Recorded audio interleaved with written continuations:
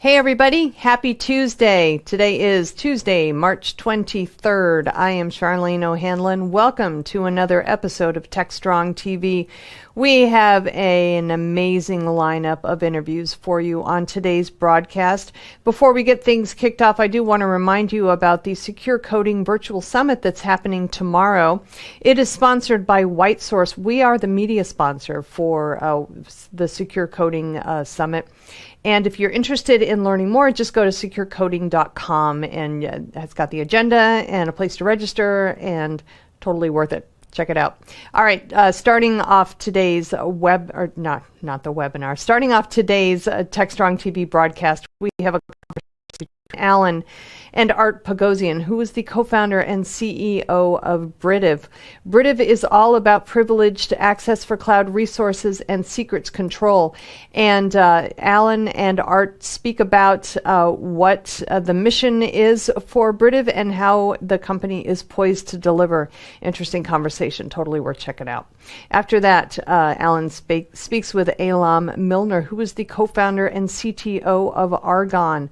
Argon recently emerged from Stealth. They are a company based in Israel, and they're trying to help developers and DevOps teams with their visibility, security, and integrity capabilities. Great conversation. It's a great company, great technologies. Give it a look. After that, Alan speaks with Roy Dagan, who is the CEO of SecuriThings. IoT security is vital, as we all know, and SecuriThings has a solution and method to do it well. So Alan and Roy talk about what the SecuriThings technology is and how it is impacting IoT security in general. Great conversation, worth checking out. After that, we have part 2 of our Haunted Hacker podcast, which is hosted by Mike Jones. He speaks with retired Colonel Oren Eitan of the Israeli IDF cybersecurity group. This is part 2 of their 2-part discussion. We ran part 1 yesterday, obviously. They talk about a CDR and the future of cybersecurity, as well as some geopolitical influences. Fascinating conversation. As always, Mike has great conversations, great guests on his podcast, and as always, I recommend that you check it out. All right, after that, we go back to the future with the first episode of the DevOps Unbound segment that we have here on TechStrong TV. In this first one, Alan speaks with Grigory Melnik, who is the CPO of Tricentis, and James Bach, who is the founder and CEO of Satisfice, and they talk about a brief history of testing.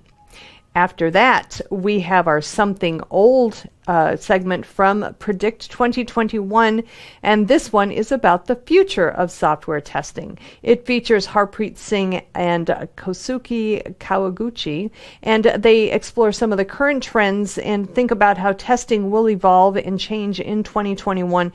They also talk about the rise of AI and machine learning and how those will change automated testing for the better. It's a great conversation, and the two really complement each other quite well. So definitely both of them worth checking out for you.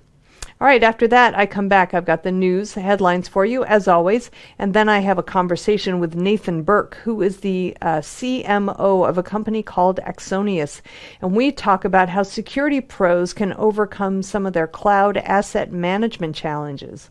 It's an interesting conversation for sure. Excuse me. After that, I speak with Eric Brinkman, who is the CPO of Cobalt, and we talk about Cobalt's pen testing as a service. It's a twist on ways to modernize the traditional static penetration testing model. We also talk about the role of the Chief Product Officer in organizations. It's a role that is increasingly being embraced by companies. And so we talk about exactly what that's all about and how organizations can benefit from having a CPO on staff. After that, got the webinar preview for you. And then we have Mitch Ashley's Analyst Corner, where he is going to speak with Avi Shua, who is the CEO and co-founder of Orca Security. Orca's got a great big announcement, and I'm not going to spoil the fun by telling you about it here, so hopefully you'll join us for the Analyst Corner segment. Let you know what's going on with Orca Security. All right. It's a great lineup today, and we're going to get things kicked off right after these commercial messages.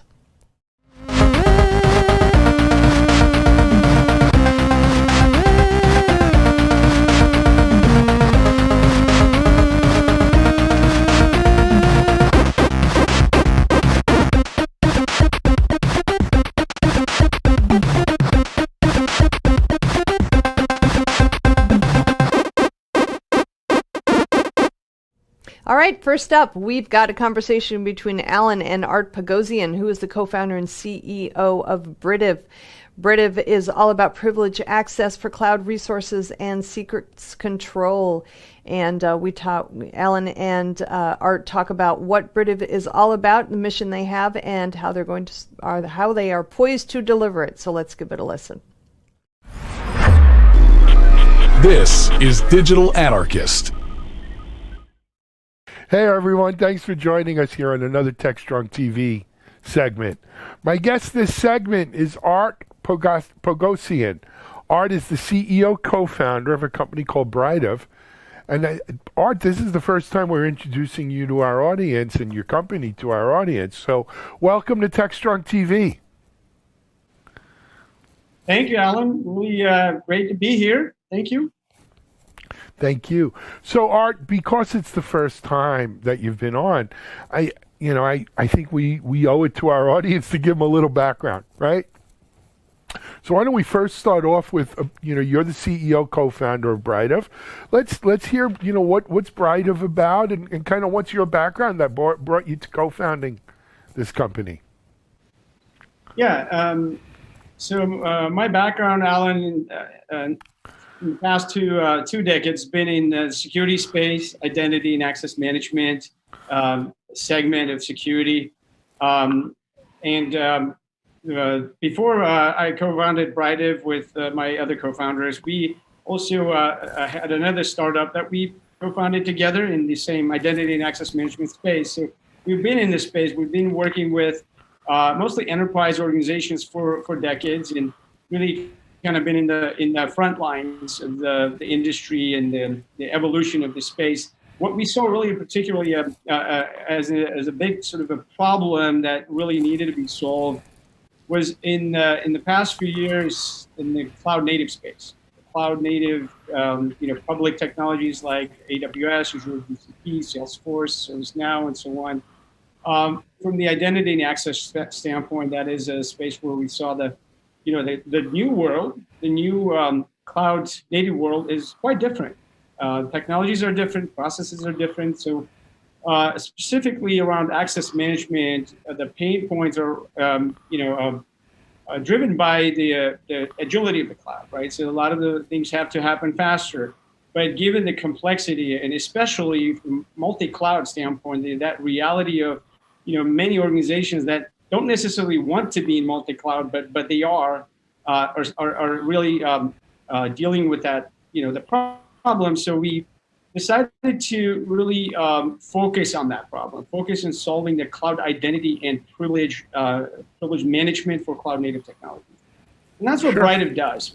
We build this technology to help enterprise organizations that are in a multi-cloud world. Got it. So, look, I did a virtual event panel. It seems like it was a long time ago, but it was really only a week or two ago. That's kind of the year, how crazy this year is.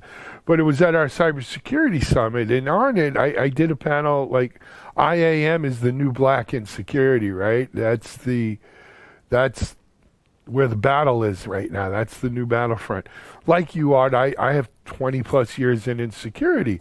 But when I first got involved in security, it was all about network security, right? We had firewalls and intrusion prevention, and we had, then it became UTMs and all of that, where we had that moat and castle, and it was very easy to control who had access because all of the assets that you had to have access to were in a data center, and you could control with a relatively dumb device like a firewall or router. You can control IP addresses, right?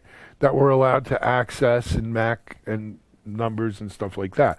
Of course, as we move to the cloud and the cloud and it's not just moving to the cloud per se.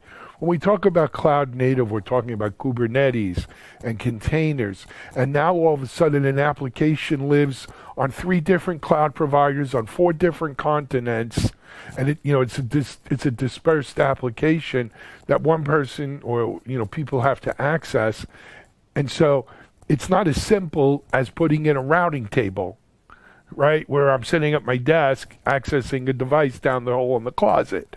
And so this is a real problem, right? And so it's probably the problem of our times, right? The battlefront has moved from that network security, which was the real battlefront then it was app security for a while, but now it's identity and access management, right? And there's a lot of companies that are recognizing that and coming out with it.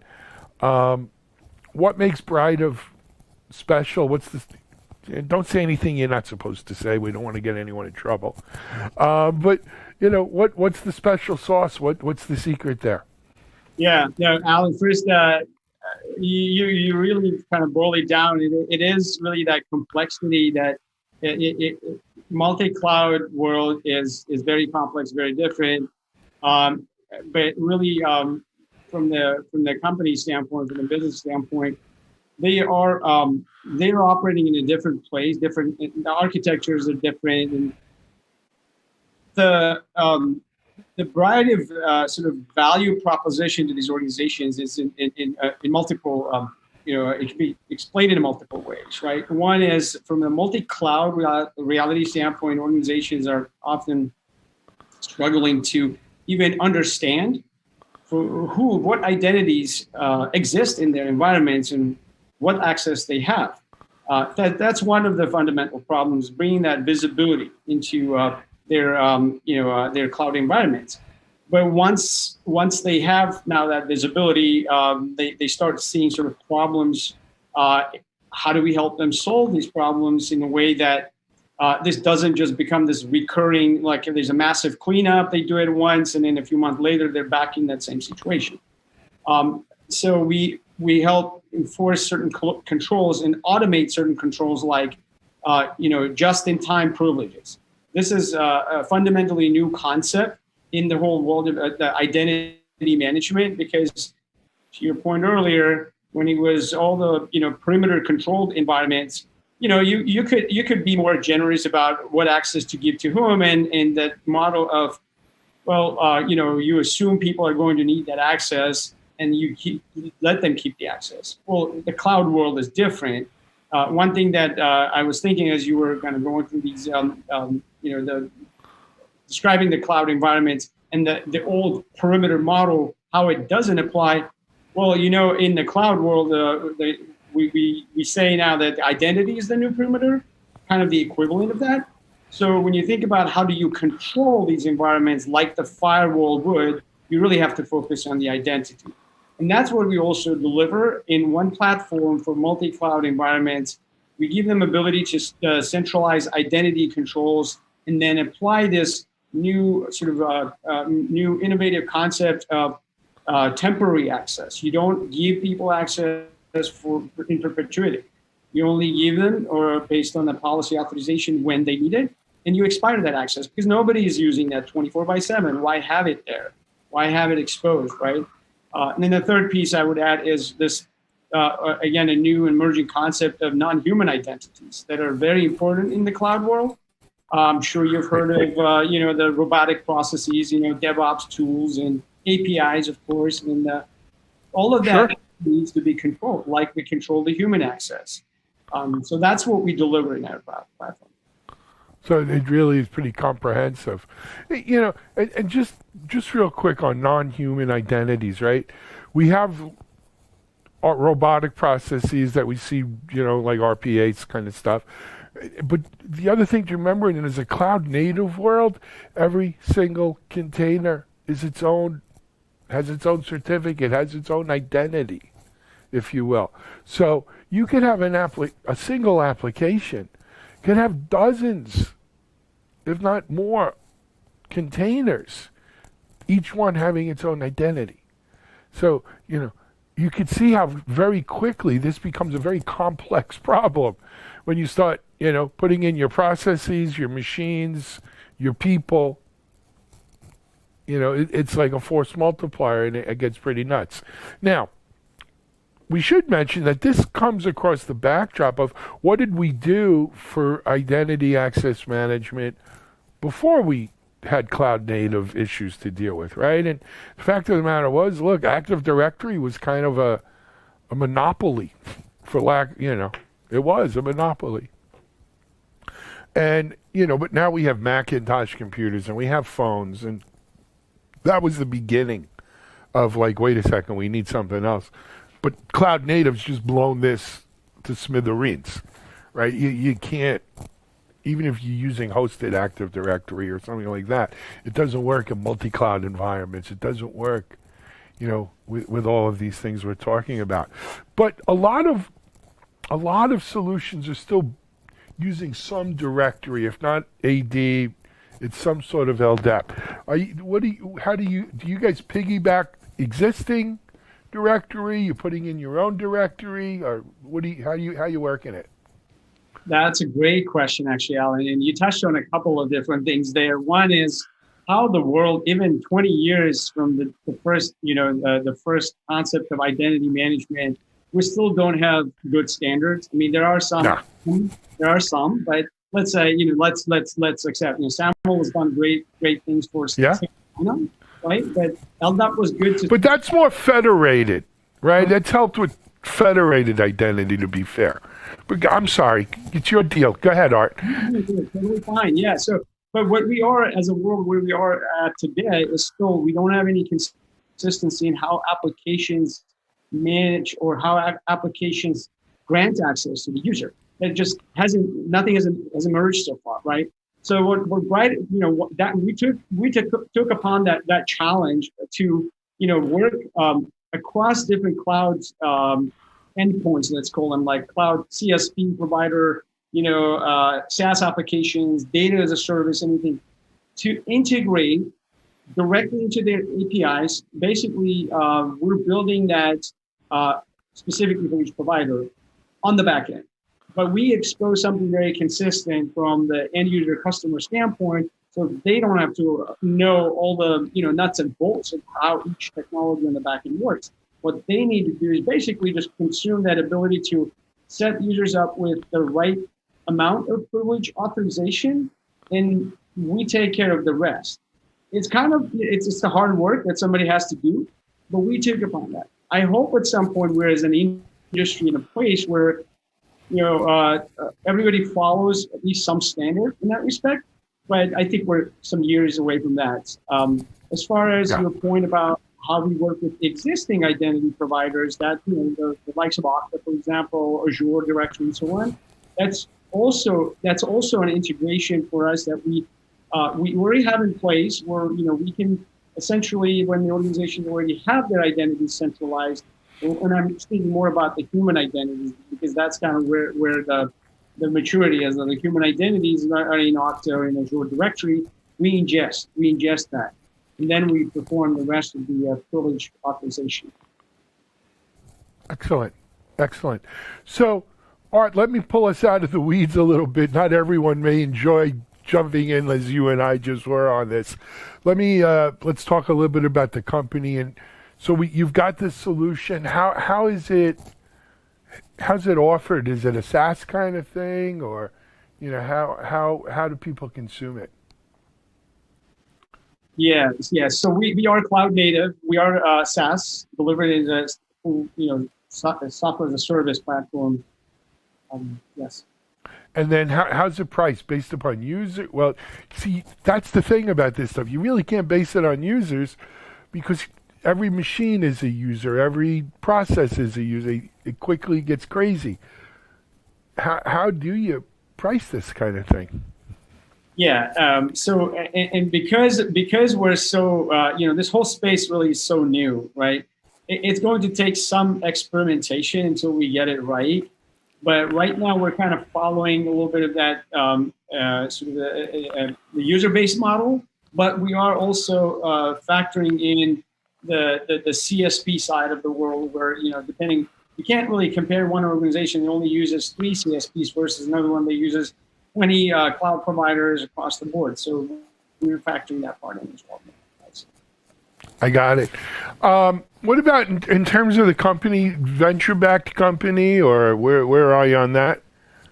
Yes. So for 2 years, we actually bootstrapped Brightive until we got to releasing a product and then getting some great early adopter customers. And then we raised our first institutional round in last June, in the middle of the COVID crisis. Almost a year, yeah. That must have been a lot of fun, huh? In the hindsight, it is, yeah. But yeah, going through at the time, yeah, it was a little crazy because that was really in the height of things. People didn't know what was happening at that point. Yeah. The business is growing really well. And some great momentum, and we could potentially be doing another raise sometime in the near term. Good for you guys. We didn't tell people, what is it? Is it Brightive.com?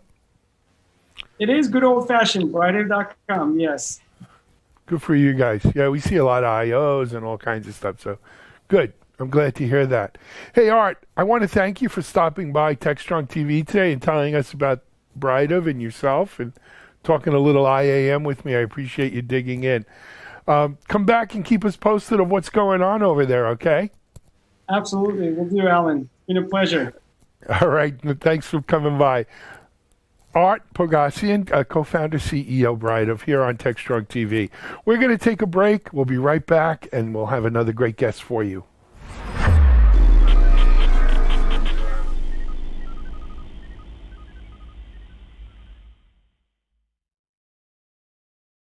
SecurityBoulevard.com is the leading resource for news, analysis, and education on challenges facing the cybersecurity industry.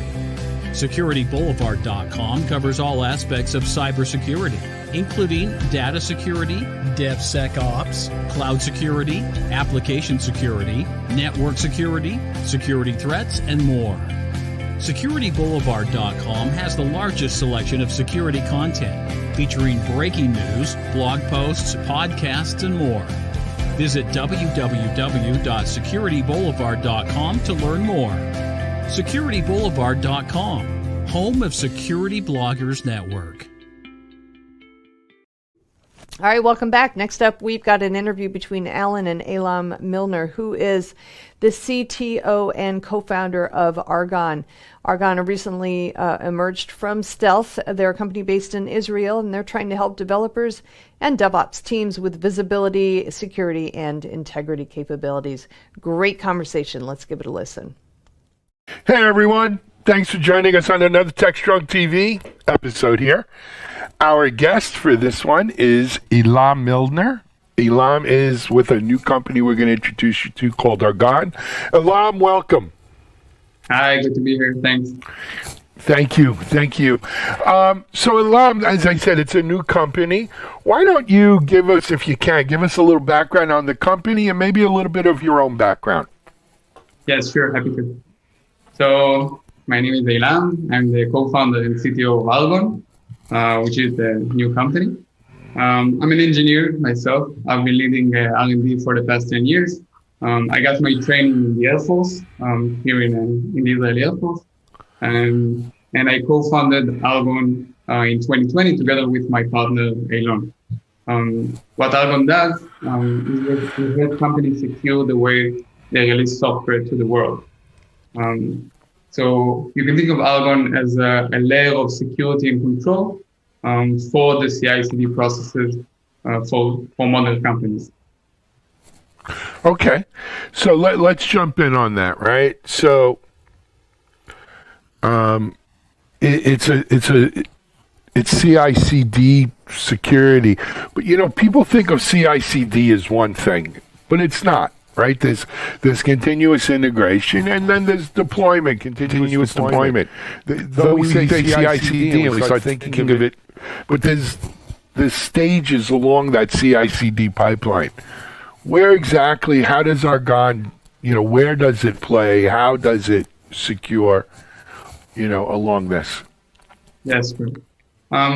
So I'm sure you're familiar with the way that company release software has changed over time. So the past few years we saw a drastic change. It used to be a sort of manual, very controlled, very timely process of installation of version updates, and this is no longer the case, right? So today it's a process that is almost fully automatic. It's very distributed, cloud services, public services, and this poses a challenge for companies. So basically, what I want to try to do is kind of help you gain visibility, security, and maintain the integrity of your software, even while it is being delivered out to the world. The way we do it is we kind of tap into the existing environments of the companies we work with. The solution is completely agentless. We don't change a thing. And we immediately map out the state of the environment. So you gain a much needed visibility. On top of that, we add our security policies and DevOps best practices to help you kind of make a bulletproof delivery pipeline. And the final touch of the solution is the integrity part, which is actually a patent pending technology of Argon, which helps you as the creator of software know that your software integrity has been maintained even after you delivered it outside. And obviously, we see a lot of attacks kind of targeting this new surface that have emerged. The famous one would be SolarWinds. Supply chain. Yeah, supply chain attack, exactly. So this is definitely something that Argon kind of tackles head on. Excellent. So, I mean, you're right. We're DevOps.com. We follow this area pretty closely, right? So, the biggest thing that's happened with CI/CD, of course, though, has been the rise of Kubernetes and the cloud native stack, right? It's kind of changed. So we see like GitOps, becoming very popular, and it's really kind of fundamentally changed. I mean, CI/CD changed the way, and DevOps changed the way we were doing software, integration and deployment. And now Kubernetes and stuff have changed the way we're doing it yet again. So, how does Kubernetes play into, and that whole cloud native stack and GitOps, how does that play into what Argon's doing? Yeah, so that's a great point. How I see the space as it is now. So we can look at a few kind of main components. So the first part would be development time. So this is when you actually write code as a developer. And you have a lot of technologies and solutions to help you write better code, more secure code. On the other side, you have the runtime, which is where Kubernetes resides and containers, and you have a lot of security solutions for that as well. Container security, Kubernetes security. And there's kind of a gap in between those two. So this is from the minute the developer has pushed his newly developed code to his Git source code management platform, and up until the time that is running on its Kubernetes cluster, there's a path, right? And it's composed of many moving pieces that are glued together using triggers and webhooks and are completely automated.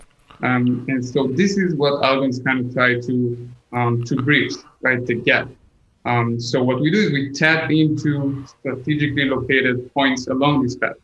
So if you're using GitHub for the source code management, then we tap into your GitHub.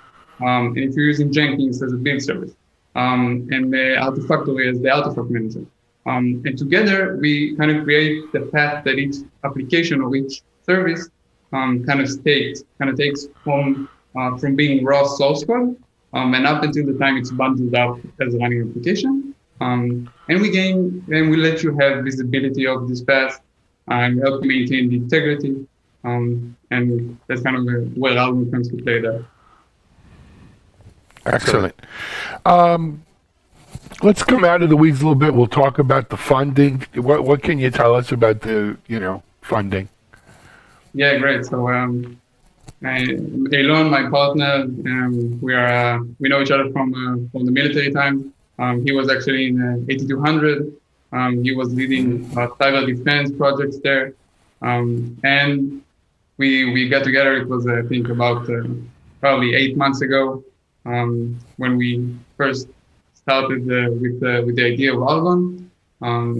We saw a lot of great VCs here in Israel, and we ended up closing our seed round, which was led by Hyperwave Ventures. If you're familiar with them, and a few high-profile cybersecurity investors. So people like Shlomo Kramer here, she's the CEO of Kato Network, and Zohar Alon, and I know Zohar as well too. Yeah, great. So we're in good company. Very good.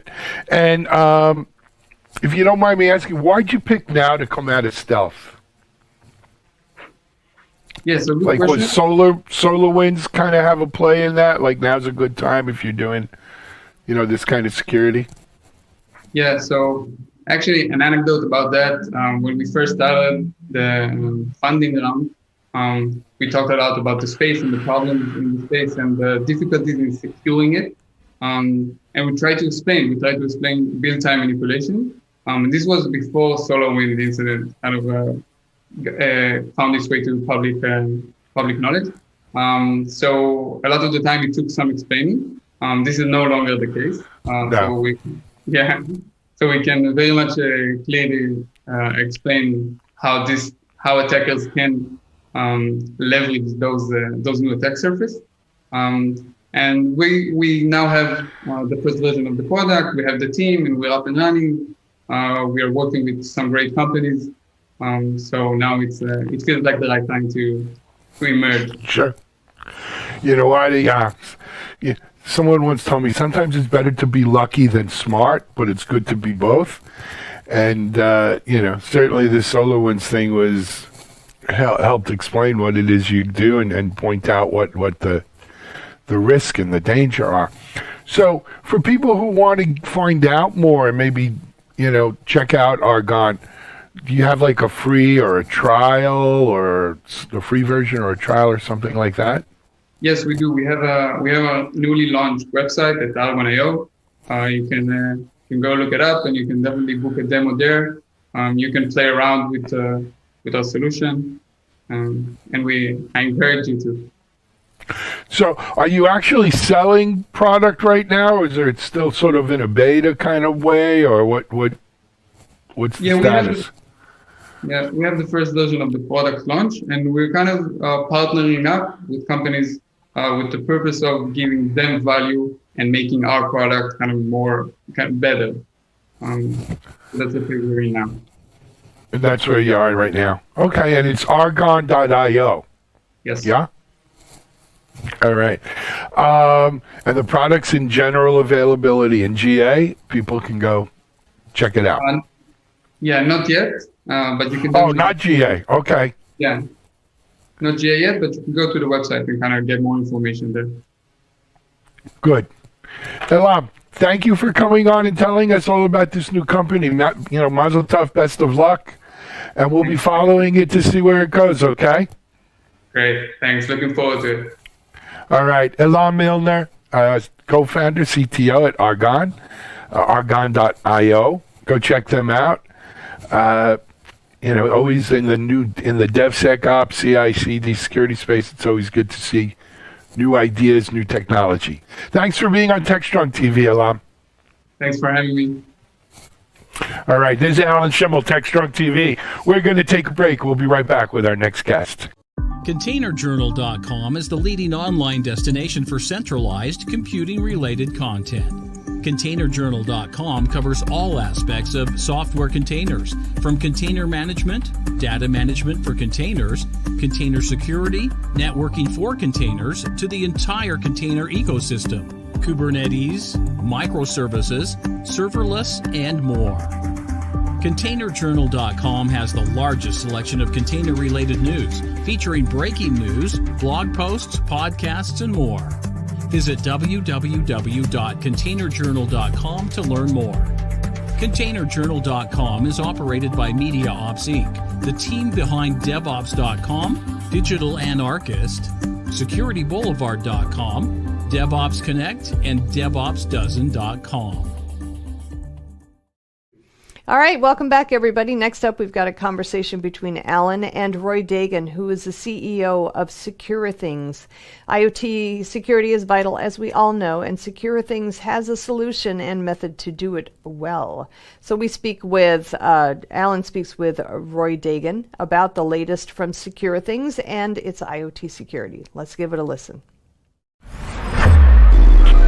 This is Digital Anarchist.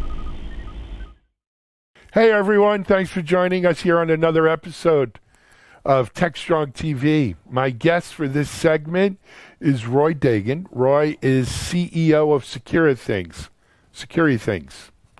Roy, did I get your last name right? Yeah, perfectly. Yeah. Great. Hey, Roy, welcome to TechStrong TV. How are you? I'm doing well. Thanks. Good morning, Alan. Good morning to you. So, Roy, we've never had you, or I don't think anyone from SecureThings on our show before. So I guess we got to start there, right? Give us a little company background and maybe a little bit of your own background as well. Sure, absolutely. Happy to do that. So I've been in the tech industry for quite a few years, about almost 20 years now. Started in one of the intelligence units in the Israeli army, spent a few years there. Then studied computer science, but actually always worked as a product manager or managed teams of product managers, various startup and corporate companies, mostly focused on cybersecurity, risk detection, analytics, or kind of the combination of all of the above. Companies like RSA, which I'm sure you're familiar with, Nice Systems, Pioneer, and a few others. And actually at RSA is where I met Ranan, who is our CTO and my co-founder. We've been working in the last few years on SecureThings from the get-go when we started it. Very cool. So SecureThings is a few years old. Where does the company play? Like what do they do? Sure. So what we're bringing to market is the IoT Ops solution. So it's actually the first IoT Ops solution. It's a term we coined last year. And we're helping organizations, so large organizations, solve challenges which are costing them a lot of money, but also putting them at significant risks. So, if you think about organizations like airports and large retailers, tech companies, universities, financial institutions, they just have a large number of devices scattered all over the network. Think of your IP cameras, access control systems, building management, just a large number of devices. It can be anywhere from the many hundreds to thousands to tens of thousands or way more than that, all across sites, across the networks. And what we're seeing is that at that scale and at that also variance, so you have different vendors, you have different firmware versions, you have different models of the devices. It's just becoming a challenge to manage these devices. It's becoming a significant liability. Initially, we were focused on the IoT cybersecurity challenge of these devices. Okay, so making sure the devices, are not causing any additional risk on the organization. We're still doing that, but what we actually noticed after a while is that the challenge organizations are facing are even bigger than cybersecurity. So cybersecurity is part of it, but the operational and compliance challenges are also significant and are a bigger burden on organizations. So, part of it is just things which are putting organizations at risk. And part of it is just, costly. It's really costly to maintain these devices, on a daily basis. And that's when we, after speaking with a lot of customers, we noticed that, and that's when we also expanded to the IoT Ops offering. And, sometimes I like to kind of compare it to the IT space, where in the IT space for years, you have all these huge categories, right, of orchestration, automation, observability, compliance, cybersecurity. And each one of these categories has been around for years and years, and each is huge by itself, and there are many vendors and many systems. And what we actually saw is that in the IoT space, it's kind of missing. So this, the equivalent of the IT system is missing in the IoT space for these IoT ops teams. So we're kind of pulling all that together, all those capabilities into one solution tailored for IoT devices and tailored for these IoT ops teams, which are a bit different from the, your standard IT team. So that's why we also, sometimes we're saying that we're bringing the IT standards to the IoT space, because that's what we're really doing, bringing an IT system to these IoT teams so they can be more efficient, making sure that there's as little risk as possible to the organization. Love it. In many ways, Roy, listening to you talk about the challenges that these organizations are having around their IoT devices and networks, to me, it's sort of, history repeats itself. It's the same sort of thing we saw in regular IP-based networks, that gave rise to things like IBM Tivoli or BigFix, which IBM actually bought and rolled into Tivoli, or Tanium, or, it's the idea of cybersecurity is just one aspect of identifying, managing, securing, in a compliant way, all the devices on your network. And, we didn't really focus on IoT devices. Generally, we were focused on your sort of regular compute devices, if you will. But now that same sort of thing has to happen at the IoT level as well. Exactly. So, in my mind, that's what it is. Now, it's interesting. I remember, so I also have about 25, 30 years in IT. Security as well. I remember one of the companies we worked with, one of the companies I co-founded, one of our clients was the U.S. Department of Interior, which is, a big agency. And one of the agencies within it was the U.S. Geological Survey. So these people have seismic recorders all over the world, right? From the bottom of the oceans to the top of the mountains, right? Because they've got to measure, seismic activity. And I remember talking to them about this problem. And they were academics. They were scientists. The idea of managing these devices, securing these devices was so foreign to them. They just wanted to make sure the devices reported in if they heard anything, basically, or felt anything. And so when you talk about, large organizations like EDUs and stuff, it's only recently that a part of their mission around IoT is cyber, is management, and so forth. A lot of these people didn't think of these IoT devices in that way. Exactly. And I think, in the past, there were analog devices, right? And the teams. Yes. So, dealing with analog devices. So it was only around, is the camera bringing the feed? But over time, these are becoming more and more IP-based. Okay. And these days, pretty much everything, in some organizations, everything is IP-based. And that's when they kind of realize that, okay, this is a challenge. Either IT is putting more scrutiny and IT is, kind of realizing, hey, we have all these devices which are not our standard IT devices. And, if you think about it in an organization, pretty much all the devices go through IT, but the IoT devices, you purchase from a third-party vendor, there's a distributor, there's a system integrator, and then they're just placed out there suddenly, either on their own networks, on some cases on the same networks as the other devices. And that's the point where organizations, with the kind of over time realize though, okay, we have a challenge here. Again, both on the cybersecurity side, especially when there's more IT scrutiny, but also on the operational side, because they're realizing that even the vendors are releasing more and more versions. Okay, the vendors are actually, in some cases, releasing versions quicker than they were before, and they need to keep up to date with those versions and, patches. So it's kind of, I think you also touched upon it, the compliance is kind of in the middle between the cybersecurity need and the operational need. And that's exactly what we're seeing. And that's exactly, the change in the market that we're seeing in the last few years with these types of devices, and more awareness on both parts of our sides of the house, the IT side, as well as, what we call the IoT ops side of the house. Sure. tell you another area where this is just so exploding right now, and that's medical, right? Healthcare technology, right? When you go into a hospital and every pump, the intravenous pumps now, they're all IP based, right? They all need to be managed, and think about the chaos that can happen if those things get hacked or malfunction or something.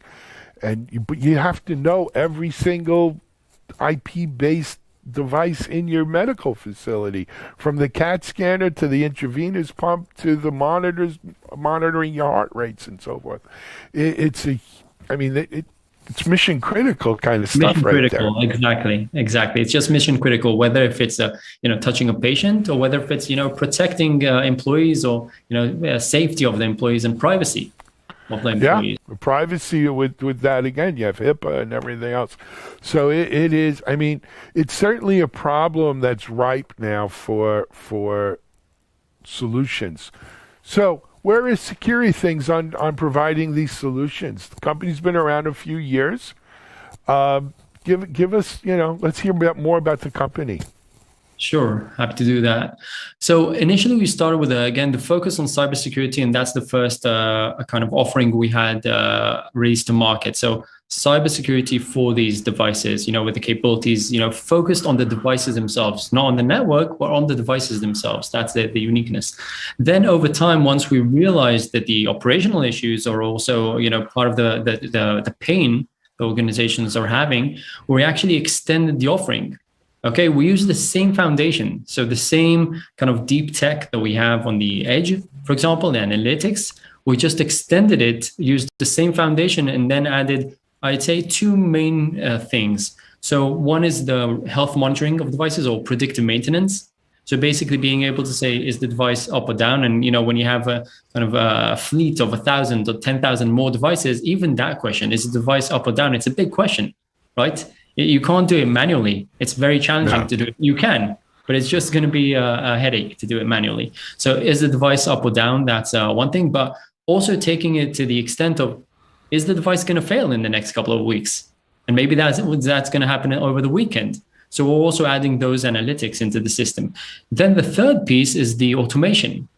Okay, so now again, taking away the things that you need to do manual and doing things on the automation side, like mitigation and maintenance. So pass-through rotations, firmware upgrades, automated restarts of devices, and you can do all that in bulk and in a click of a button. So the capabilities, really start from the edge to the analytics to a dashboard, which provides you, a consolidated view across all the devices you have within the organization. And if let's take a look again at the tech company or retailer, you may have, hundreds of sites. And that centralized view really helps you perform all those operations in bulk, but also compliance, having that kind of centralized kind of repository or intelligence of what's happening with all the devices. Then what we also do is there's also a component which enables you to integrate with third-party systems. So, we know that there are many IT systems already in place. You have your SIM, maybe you have Splunk, you have ticketing systems, you have a bunch of systems already in place that you're used to working with. Either, the IoT ops side or the IT side. So that's where we also integrate with those. So out of the box integration. So, you can receive alerts in our system and you can view them in our system, but you can also send the alert to another IT ticketing system or to your SIM. So have another team look at it, or have the system integrator deal with a alert that just popped up in their ticketing system. So that's kind of how we feed into the rest of the ecosystem, which is out there around these devices. Fantastic. That's good stuff. How is the product or service offered? I'm assuming is it a SaaS service or no? Yeah, it's a SaaS. We also have an on-premise flavor. Okay. Yeah, hosted, SaaS.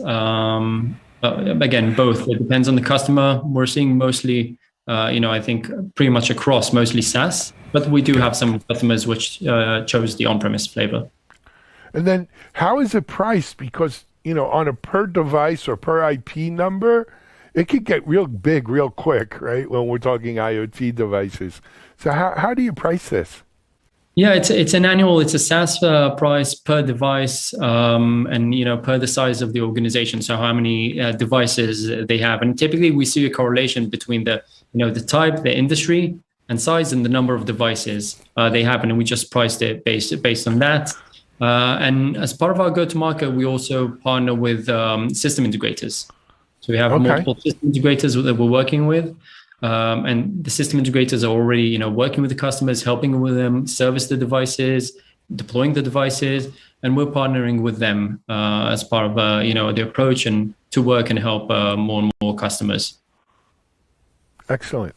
Roy, let me ask you sort of a visionary question, which is, do you foresee the day where we shouldn't have two separate systems, one for managing our IoT devices and one for managing our regular compute devices, but that we have one system that manages all, as you say, IoT ops as well as IP ops, let's call it?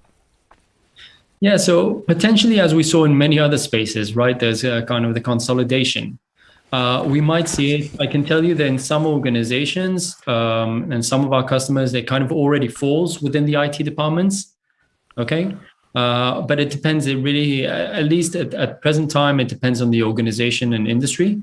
In some cases, it's completely, separated, a different part of the organization. In some cases, it really falls under IT.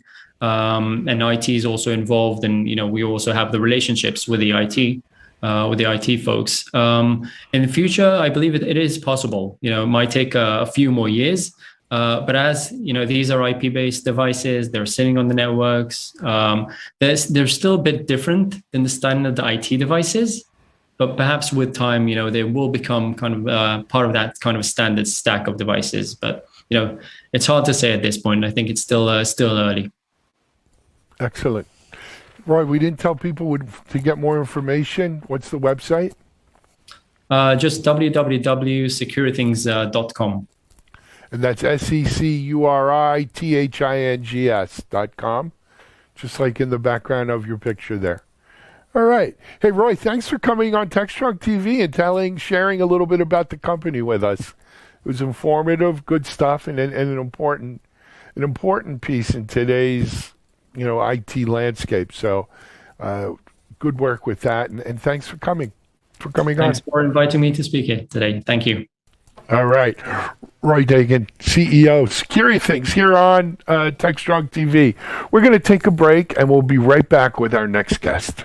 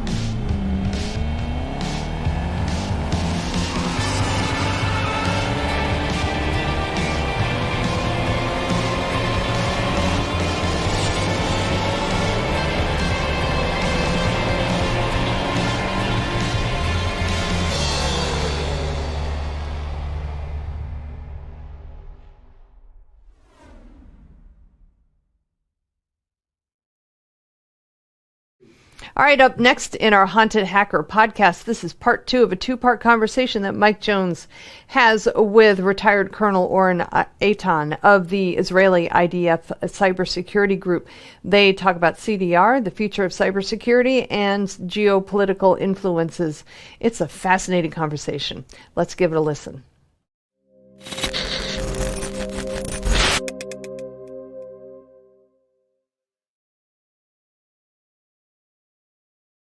That's great. So one of the questions I had about the firewall, and not specifically just the firewall, but the entire operation, how does it handle? So when I create malicious payloads, right, I try to use some kind of evasion technique, whether it be wrapping the code, or doing something like using veil evasion or encryption. How does it handle encrypted files or even encrypted payloads within files? So usually we see a lot of password protected files that are in fact encrypted. Mm-hmm. And for the on-prem solutions, we already utilize a solution for password protected files. In this case, we ask the user, for the end user, for the password. So we pop up a menu for him. Okay, insert your password. Insert the password. We decrypt the file, we sanitize it, and then we encrypt it again and send it to him. The same way we are going to do also with firewall. In this stage, we now are able to recognize it, and we are able to do it. And this is definitely a very important feature. Mm-hmm. And one of our great advantages that we provide a solution for password protected files. So with that being said, that model, have you run into any roadblocks or hurdles or difficulties when it comes to requesting that type of information, whether it be like a password or a PGP key or something of that nature to decrypt a file? Are there a lot of customers that give out that information, or are there some who are very strong in their stance about not providing passwords? Well, I think that the customer feel that this is part of the business process. I mean, in any way, they need to provide their password, and in order to open the file. So we feel that they think that this is part of the process. This is for their own security. And at the end of the day, I want to get to a point that, we have in the emails that have passed through our sanitizer, we have a banner with a green V that I would like this to be, the industry standard. So everyone will look for this green V and say, okay, now I'm safe, I can open this file. Right. So this is very important. And I think people will look for this confidence, because today they are confused. They don't know, which file to open, which file is a phishing, which file, you are not allowed. And we provide a level of confidence for the customers, so they will be able, okay, I see the green V, I'm okay, I can open it. Yeah, that's I've looked at other platforms. I worked in oil and gas for a while as a SOC director, and reviewed some of the technology that people were bringing into corporate environments as far as inspecting email or file inspection and stuff like that. And I have to say that most of the platforms that I've seen so far have been just shy of effective because of the fact that the files that those platforms are looking at are hard to identify. The hashes are hard to identify because a lot of those companies still work off of the hash algorithm, right? To compare hashes to make sure it's a genuine, non-manipulated file. So I think that you guys are way ahead of that. So the industry as a whole, I think, is kind of behind you guys looking at what you're doing, because so far what they've done has not been effective, especially in user space here in the US. Privacy is a big deal. And I know that anytime I would ask for either a password or a PGP key to unlock a file that I found floating through our Ethernet, there's always pushback. And that's why it's a question, because, here privacy is like unreal, but those same people who are very staunch privacy advocates go home and load games on their phones from the Play Store and get infected 24/7. So, it's the whole pick and choose where you want to be stringent and, a privacy advocate. So last week, Office 365, I believe, was compromised. There was something like 20,000 emails or 20,000 email addresses that were compromised because of the whole SolarWinds issue. And have you guys seen a huge uptick in your work and opportunities because of SolarWinds? Yeah, definitely. We feel that, with SolarWinds, the Microsoft 365 was, kind of only a platform or a channel, but the SolarWinds event itself was on an on-prem product and on-prem software updates that were distributing maybe through the Office 365. So I think it raised a lot of questions, a lot of issues. I think we see that people are, see that it's every time, people think, well, it happens there, it's not for me, it won't happen to me, and then so on. But I think as more and more cases happens, and they see here with the SolarWinds attack that it was very sophisticated, I should say, and very clever, and they were able to do substantial damage. So I think this is a kind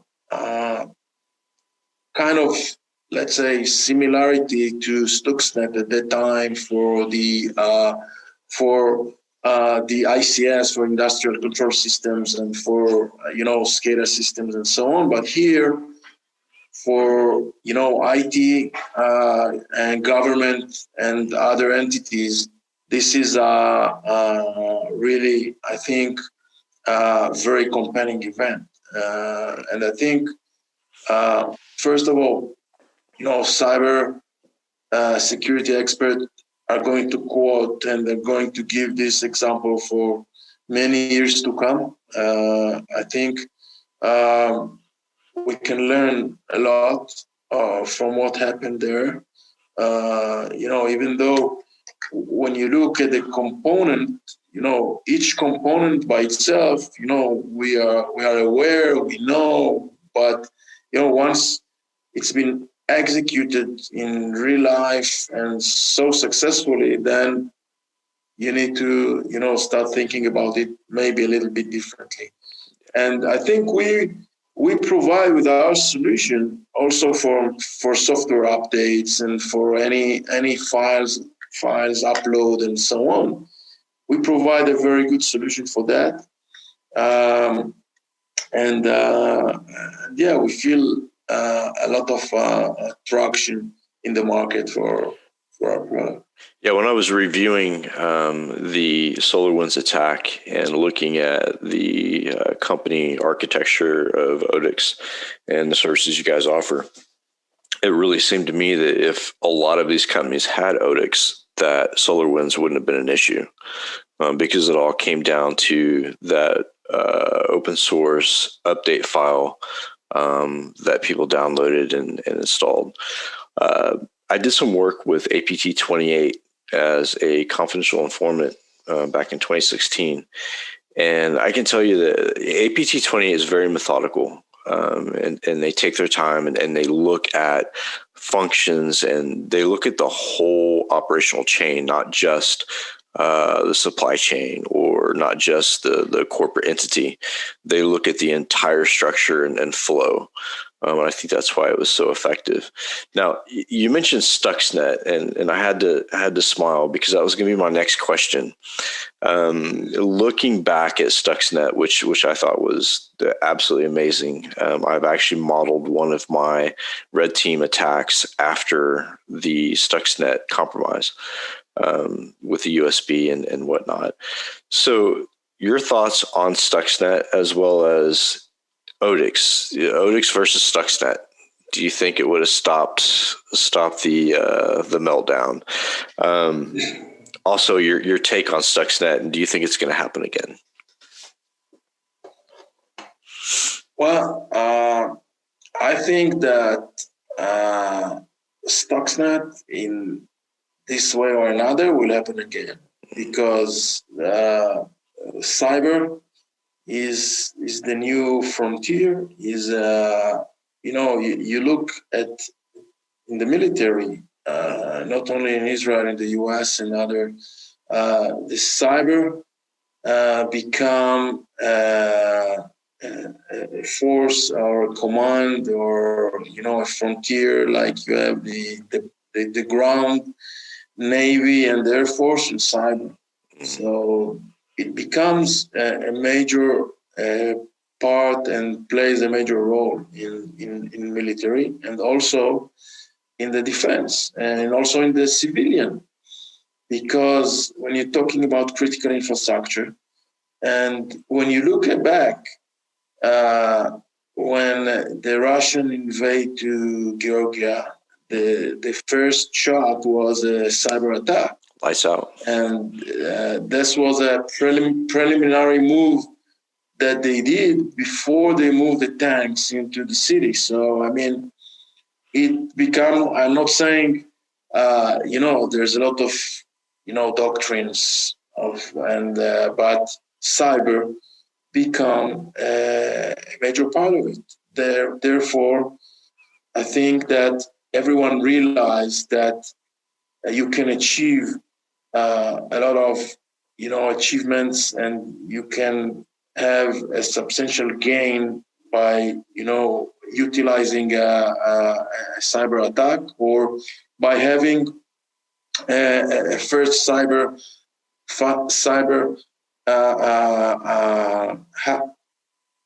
let's say attack or hack prior to a conventional move. So, and I also see it because we also feel it in Israel. They were trying to do some cyber attack on our water, one of the water plant. It was unsuccessful, but they were trying. Also in the United States, there was successful. Even though they terminated it in time, but you see the attitude. You see where hackers. It can be. It's not a single hacker that wake up at 8 o'clock in the morning and said, "Okay, I'm going to poison the water in Tennessee." It's not like that, but it's it's more, let's say, led by countries, by states, by a lot of very professional people that on one hand know the vulnerabilities of the other side, and on the other hand know the potential damage that they can cause with this cyber attack. So definitely I see that other attempts of Stuxnet in the future as well. Yeah, absolutely. I think as a nation, we've been focused on taking out critical infrastructure in the time of war as a preemptive strike for a very long time. The first thing we went after in the military was critical services to kind of render the troops kind of useless. And when you look at the clandestine services in the U.S., when you look at the CIA and NSA, and some of the tools that they use that have been accidentally leaked to the internet are pretty effective tools. So a lot of hackers don't have to look very far. The government tends to build these tools quite often, and somehow they always end up landing on the internet. Eternal Blue and Weeping Angel and things like that are really effective tools. But you're right. Some of those foreign countries, especially North Korea, China, Russia, all have nation-state groups that the military, that the government bring in these really talented hackers or produce them themselves and make them kind of a digital army. And I think the formation of the U.S. cyber teams was in reaction to that type of military structure, because before that, we didn't have that type of structure. We did electronic warfare, but that was about it. Now we have UAVs, unmanned destroyers that are cruising the oceans and UAVs up in the air.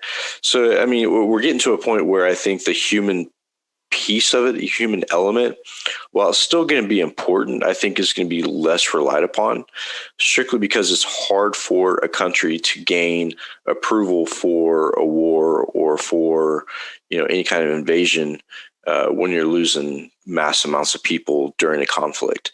And I think the natural progression to UAV is where we're at, which is going to open a lot of doors for cyber attacks.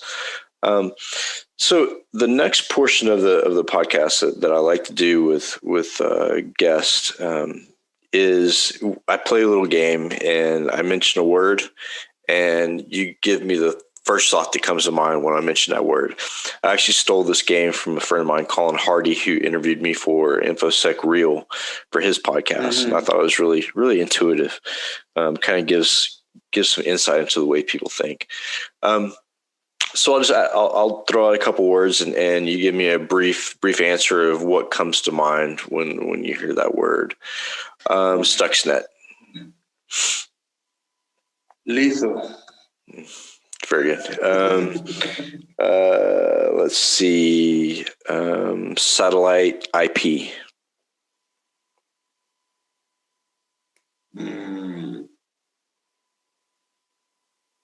Well, Yeah. this is Go ahead. a tough one. Let's go to the next one. How about satellite security? Satellite security.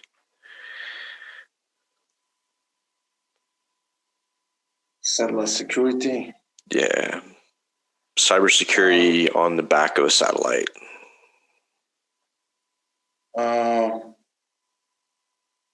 Doable. Doable. Probably far off in the future, but definitely doable, I think. Yeah. Let's see. We'll ask one more. Make it a good one. U.S.-Israeli cyber teams. Allies. Nice. Yeah. Yeah, I think looking at Israel has always been one of the most impressive defense organizations that I've read about and that I've studied up on. I did a lot of work with USJFCOM on the East Coast, and we had Israelis that came over and trained. And, really impressive. It's just the amount of discipline that goes into some of the units in Israel is just amazing. Here we don't have the mandatory military enlistment after high school, which I think is a disaster. I think that should happen. And I think that as far as our presidency goes, if the president hasn't served at least 4 years in the military, I don't think they should be allowed to run for president.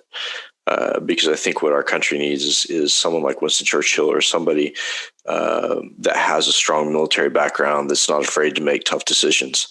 And right now, the U.S. really lacks that, I think. But hopefully we'll get there someday. But Israel seems to be a driving force in the Middle East. And I give you guys the most respect because you're surrounded by people who don't want you to exist, but yet you're the strongest power in that area, which is really, really impressive. I want to thank you for coming on the show. It's been an absolute pleasure. And maybe we can do it again sometime really soon. I know that the time zones are very difficult as we live completely separate sides of the world. I apologize for that. But, we'll get it together. And I really appreciate if you have any questions for me, go ahead and shoot. Any questions about the community, the haunted hacker community, feel free to ask. You have any questions for me before we sign off? No, I would like to thank you very much for the opportunity. It was my pleasure as well to speak, the same level and profession that I like. So thank you very much. Absolutely. And I'm sure we'll speak in the future again. Absolutely. And you're welcome anytime on the podcast. It's every Saturday. We have a Discord server. If you have employees that want to share free information and gain knowledge, we're here. So have a good day, and I hope I didn't keep you up too late. And it's fine. We'll talk soon. Thank you. All right. Thank you very much. Thank you. Thank you, Mike.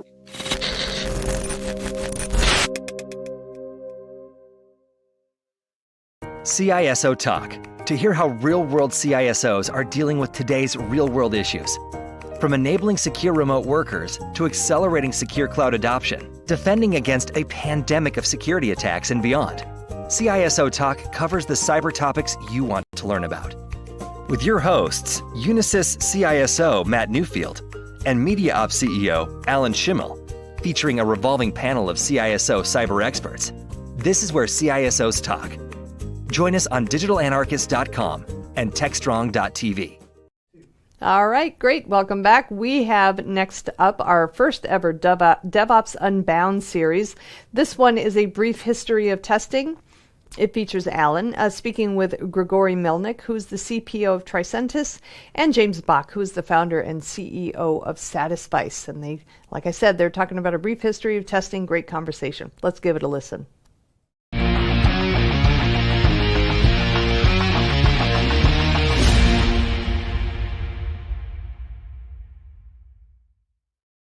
Hey everyone, welcome to the very first episode of DevOps Unbound.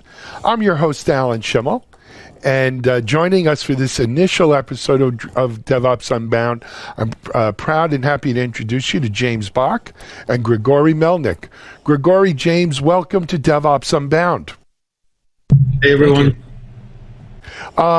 Before we jump into things, let me give each of you an opportunity to kind of introduce yourselves, your backgrounds, your positions, etc., so that our audience kind of knows a little bit, if they don't already, who you both are. So, Grigory, you've already been a guest on our show, so if you don't mind, I'm going to ask James to go first. James, introduce yourself. Go ahead. My name is James Bach. I'm a consulting software tester. I started as a developer in my teen years after I dropped out of high school. I'm the proudest high school dropout you will ever meet. I later wrote a book about dropping out of high school and my particular self-education method. But my big opportunity came when Apple Computer hired me to be a test manager. And at the time, I was the youngest manager in the R&D division of Apple Computer. So that's kind of something I'm proud of. And I fell in love with testing, and I decided to devote my career to testing. I studied the epistemology of testing, the mathematics of testing, the sociology of testing. I am a bit obsessed with testing. And to say the least. I wrote a book about that called Lessons Learned in Software Testing with a couple of co-authors. And now I teach and consult. Excellent. And you know what? High school dropout or not, you've done pretty darn good. So congratulations. And not saying it's an example for our younger people in the audience to necessarily emulate. Of course, James grew up. My son did better than me. He never went to high school, so I'm really he's already outdone me. Absolutely, very good. Grigory, why don't you tell them a little bit about yourself? Sure. So I'm Grigory Melnik, and I'm the Chief Product Officer of Tricentis, focusing on building the testing tooling of the future, testing tools for the future. Previously, I guess I spent almost 2.5 decades focusing on the developer audience and building all kinds of platforms at Microsoft and Splunk and MongoDB, and always been kind of customer obsessed in a sense of developer obsessed quite a bit, making sure that whatever we were focusing on would help drive the productivity and alleviate some of the pains that developers in our target audience had.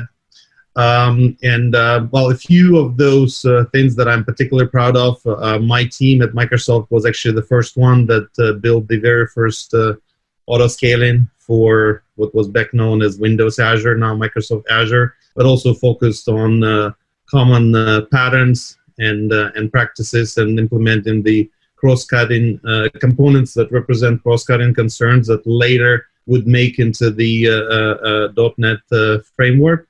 So again, a lot of work identifying those patterns, capturing them, externalizing them, testing them out, and then helping drive the reuse. When it comes to testing, I first kind of discovered it in my days in academia when I was doing research and teaching at universities. And it was quite interesting because testing was predominantly viewed through the lens of formal method proofs. It wasn't really viewed as an activity, as an intellectual activity of discovery, as an intellectual activity of exploring or experiencing something. And those were actually the days when I've encountered the group of testers from the context-driven school of testing, including James, and we kind of kept in touch ever since. Even with me gravitating away from the testing more into the developer world, and now doing like the full loop of coming back to testing. And I have to tell you, I felt, when the opportunity came, I felt that the world of testing, at least from the perspective of how the discipline itself has advanced, would be way further developed in the last decade than I found it, after kind of leaving it for a while. So I'm now on the mission of kind of reigniting that whole discipline and putting it more on the pedestal and giving it more, view and empowerment and leveling up all around. So, yeah. Excellent. So, thank you both, gentlemen. And I'm Alan Schimmel. I'm the editor-in-chief, CEO for MediaOps, the folks behind DevOps.com, Container Journal, Security Boulevard, TechStrong TV, etc. And just quickly before we jump into today's agenda, DevOps Unbound, though today's focus is on testing, is not just about testing. It's really about DevOps kind of unbound, setting us free, right? Being able to leap tall buildings and, bound into space, so freeing ourselves of gravity, whatever you want. It's about speed. It's about acceleration, right? It's about automation in a lot of ways. And we're going to be doing these every other week, and each episode will focus on particular aspects of this unbound nature, if you will. Today's is testing. And then once a month, we're also going to have a roundtable with about 6 or 8 people of Grigori and James's stature, and we'll open it up to the public for live audience questions and discussion. So I'm really looking forward to that. DevOps Unbound is sponsored by our friends at Tricentis, and we thank them for it. And with that out of the way, let's jump into things. So Grigori, I wanted to start off, obviously you and James take very different paths to and both of you have been very successful in your lives and careers. So it just goes to show there's more than one way to skin the cat, right? But let's take a look. Look, I'm probably older than both of you, though not that much, I'm sure. But let's look at the historical context of where you guys come from to be sitting here today, and how that, vis-a-vis is kind of the whole testing industry, the whole testing, you want to call it a profession, the guild, the whatever you want to call it, right? How has this evolved over the years? And let's put some context in with time frames. James, when you first went to Apple, without saying you're old, what kind of, what were the time frames for that? Well, I am old. So am I. But you're older, which is nice. It's nice to be a young guy in the room again. Uh-huh. Yeah, I can't tell you how well that makes me feel, but go ahead. 1987. May 21st, 1987 was the first day that I ever professionally tested something as a tester. Before that, I was doing video game development, and I had done informal testing, and I hated testing because testing just got in the way of me shipping my product. So I didn't like testing until it became my job. And then I realized I'm perfect for testing because I love complaining. And I'm much more interested in finding how things don't work than to figure out how to make them work. That's interesting. You know, my background's in cyber, or back then we called it InfoSec. And in InfoSec, most of the people who got into InfoSec got into it because they like to break things, right? Yeah, same thing. Grigori, how does that, time frame wise and everything else, how does that match up with your own experience? So I like to actually build things. I'm like you guys who are breaking things, and occasionally I break things. And actually, this also speaks about this overall, I guess, optimism of most developers who think that what they write is perfect, and always underestimate the amount of buggy code that we put in there. So. But to me, if I think about my first day when I actually had my job as an engineer, actually, it was September, I think, 5th, 1990, so a few years after James. And at that time, I was actually writing a C library for a PC, converting the data from mainframe into the visual format. And had to deal with all kinds of quirks of Fortran and the 80 characters limit and the asterisks for bringing to the continuation of the line, all kinds of exciting stuff. But back to to make sure that I don't go too far on the tangent, we actually didn't have for a very, very long time. Again, I'm giving you my angle into the testing, if you will. We actually didn't have a dedicated, thinking about testing as an activity, as a pursuit of excellence. It was just something that you kind of were doing, and then at some point later, you've heard and learned that, oh wait, look, there's a QA department apparently, right? And they're the ones that were mostly viewed as gatekeepers or police of some sort. Right, and then again, if I think about, again, once I got more into the research and academia and studying testing specifically, because I'm probably one of the very few people who has testing in the title of my PhD dissertation. But I remember looking back and thinking, well, where did it come from, right? Where did actually software engineering come from, right? And of course, this is where the history of the conference back, after the war in Garmisch, where all the stalwarts of at that time computer science and not even computer science, mathematics departments, because that's who were doing all the programming back then, had coined the software engineering discipline. And later on, this association of debugging, right, with the infamous story of how the moth was found in Harvard University scientific lab, and the term debugging was coined. I almost think like in the early days, it was very much associated with this era of debugging, right? Then later on, the era of this ability to demo the fact that the software was matching the spec or the requirements. There was, I think, it almost feels like there were at least a decade when people were fixated, and some would argue that it's still continuous. What decade was that? What decade are you referring to? The debugging or the debugging, I'd say. Are you talking about the 70s? Are you talking about the 60s? Are you talking about the 50s? I'm talking about 50s and 60s. I'm talking about the 50s and 60s as almost the era of debugging, the way I viewed it.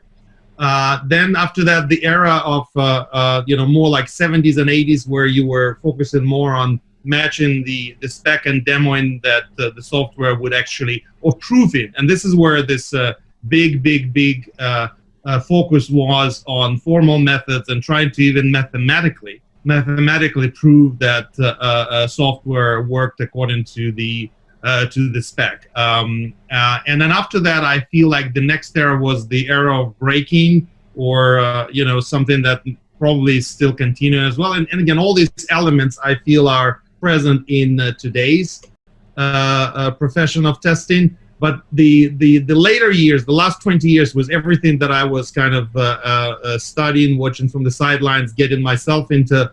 I like to call it the era of enlightenment, if I may. I know that's super pompous of me, but this is where I view more testing in the way how James and other members of the context-driven school of testing had formulated it, which is, lighting the way for the decision maker.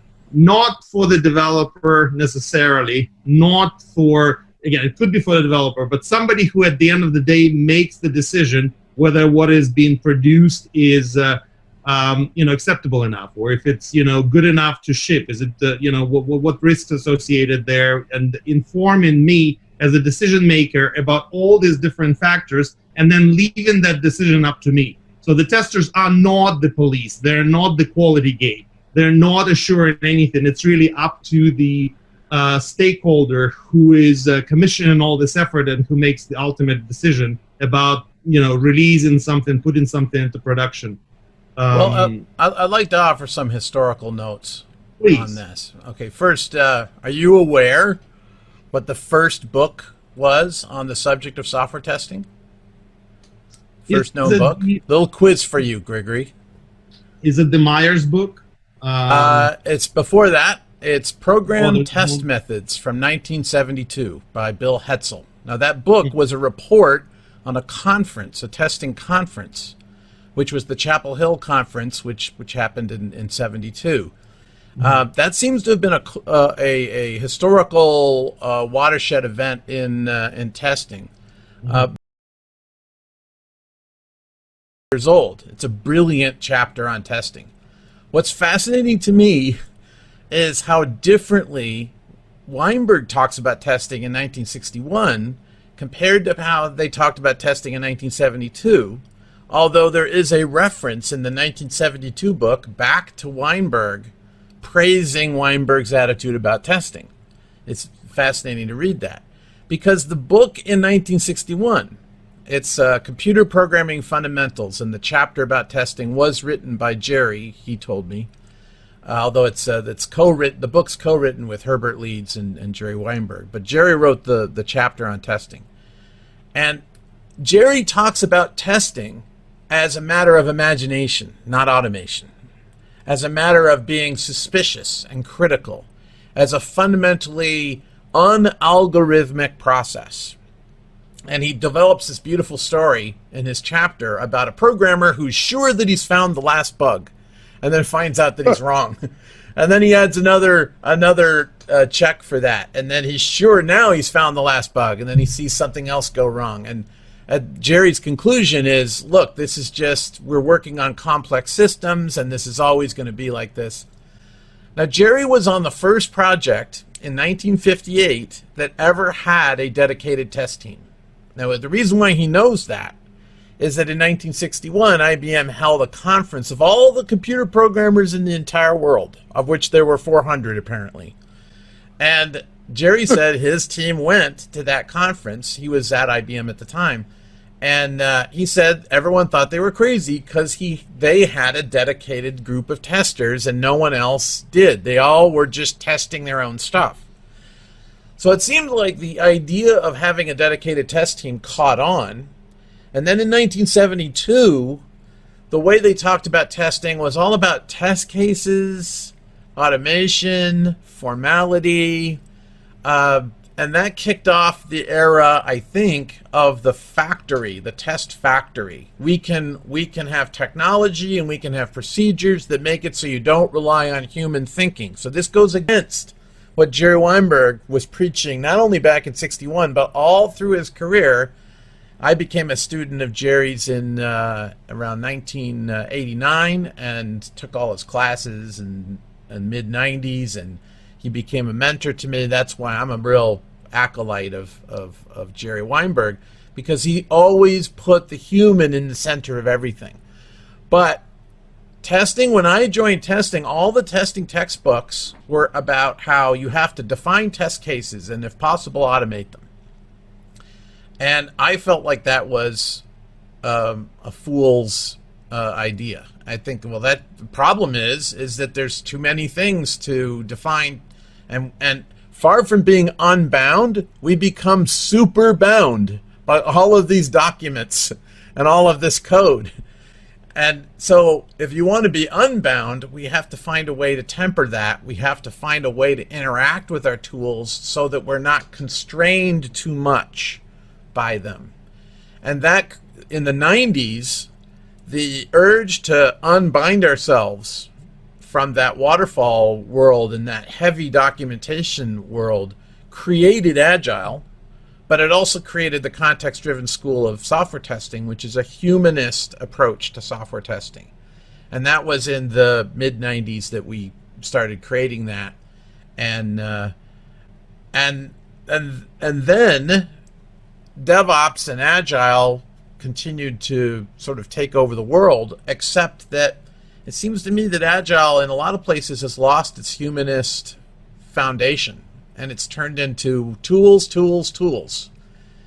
And so if we're going to really talk about unbound, DevOps unbound, it seems to me that we have to be specific about what is it we're unbinding.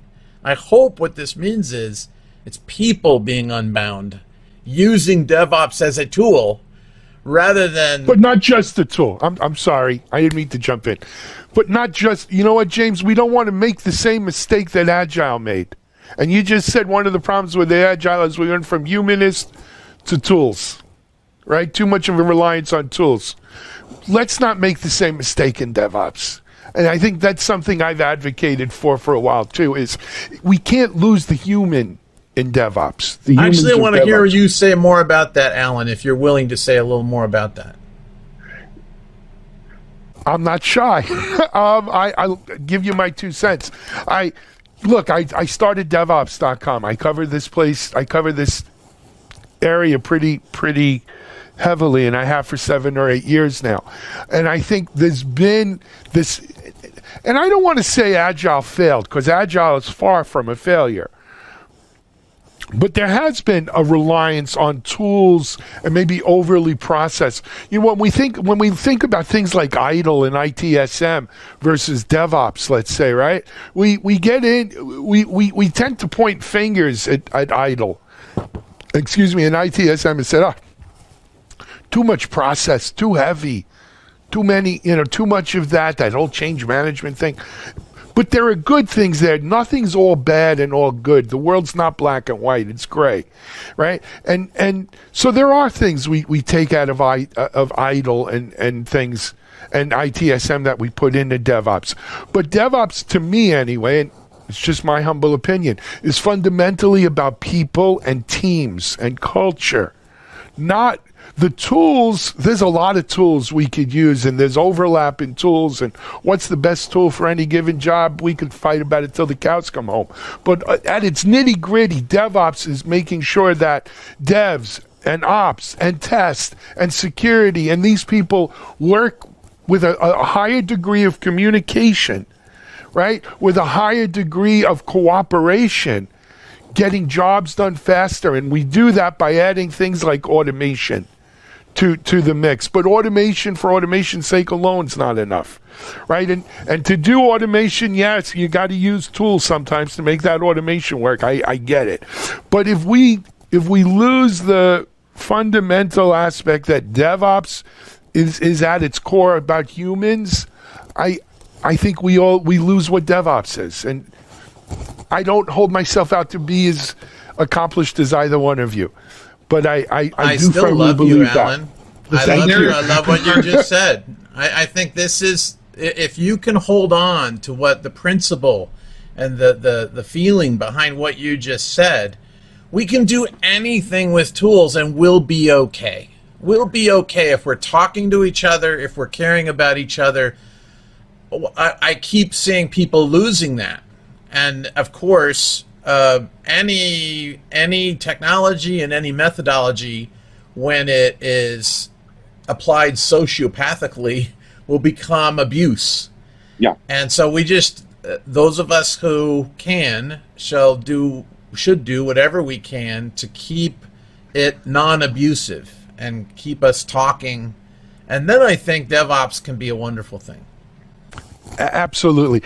I'm sorry to take us down that. Go ahead, Grigori. No, it's super encouraging to hear what you said, Alan. And again, I'm a very big believer into the greatness of human mind. But it feels to me that in this kind of history of our industry, the pendulum keeps swinging back and forth, right? Remember the whole infatuation with the case tools, back in the back in the 80s and 90s, and then later on there was this whole big movement of the software factories. Like the term was actually software factories, where the idea was that you can go and abstract away at some high level, and then the loop, the tools will generate, all the code and everything for you and make it all highly maintainable, all of that. And of course that failed too. But I think it's out of this desire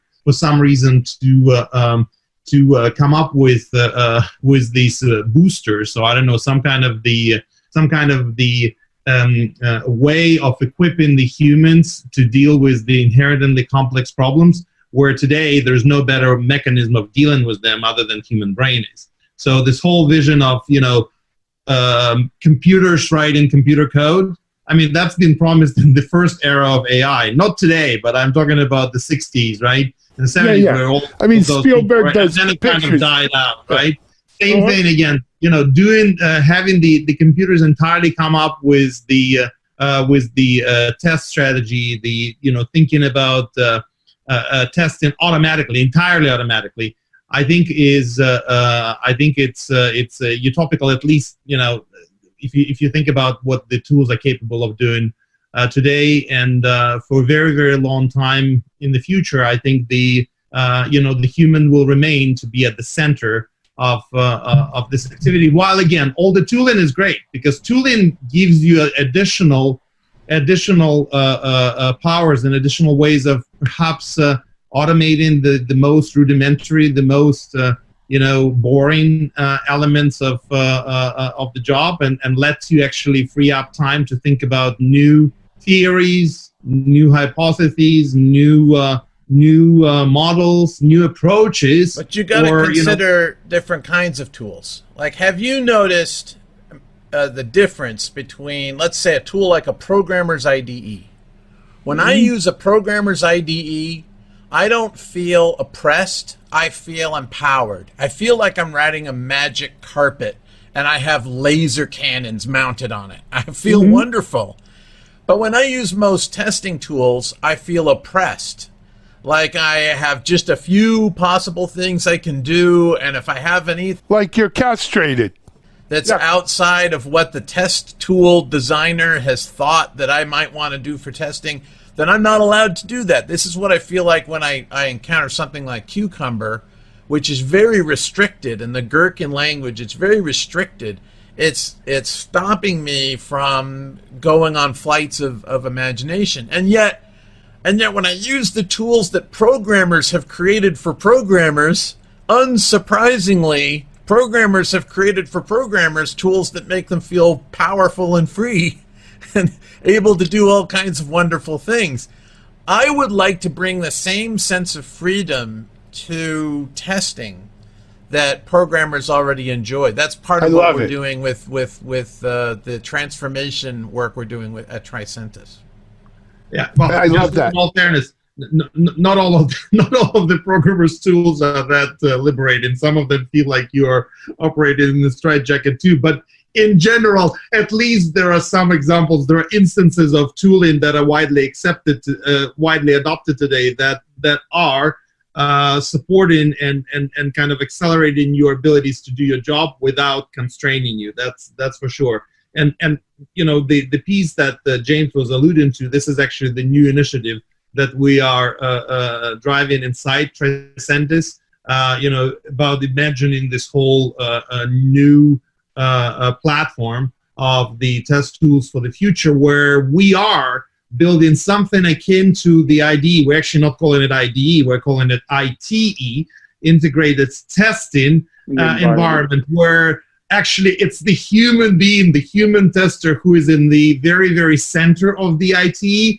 and all these other snippets and utilities and services and everything around the human tester, around the human there, meant to support the individual in the way wherever his line of thought, line of exploration, line of test execution may lead to. Okay, so again, we're kind of envisioning this to be as a super configurable kind of morphing tool, almost like, the chameleon style, where depending on the context and the environment, the different capabilities of the IT, the integrated testing environment, will present themselves, and then the human will actually pick whether this is actually something that they want to take advantage or not, as opposed to, again, being forced into a specific kind of mold or one way of doing testing. And we don't think actually anybody has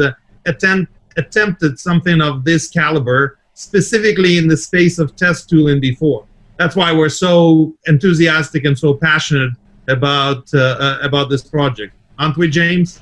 I also don't think that anyone is going to be able to copy us easily, because the only way that they could actually compete with us is by hiring someone who loves testing, which test tool companies hate doing, because testers are troublemakers. I still can't really, it's hard for me to fathom that Grigory really knows what he's done by hiring me, because I'm a constant gadfly.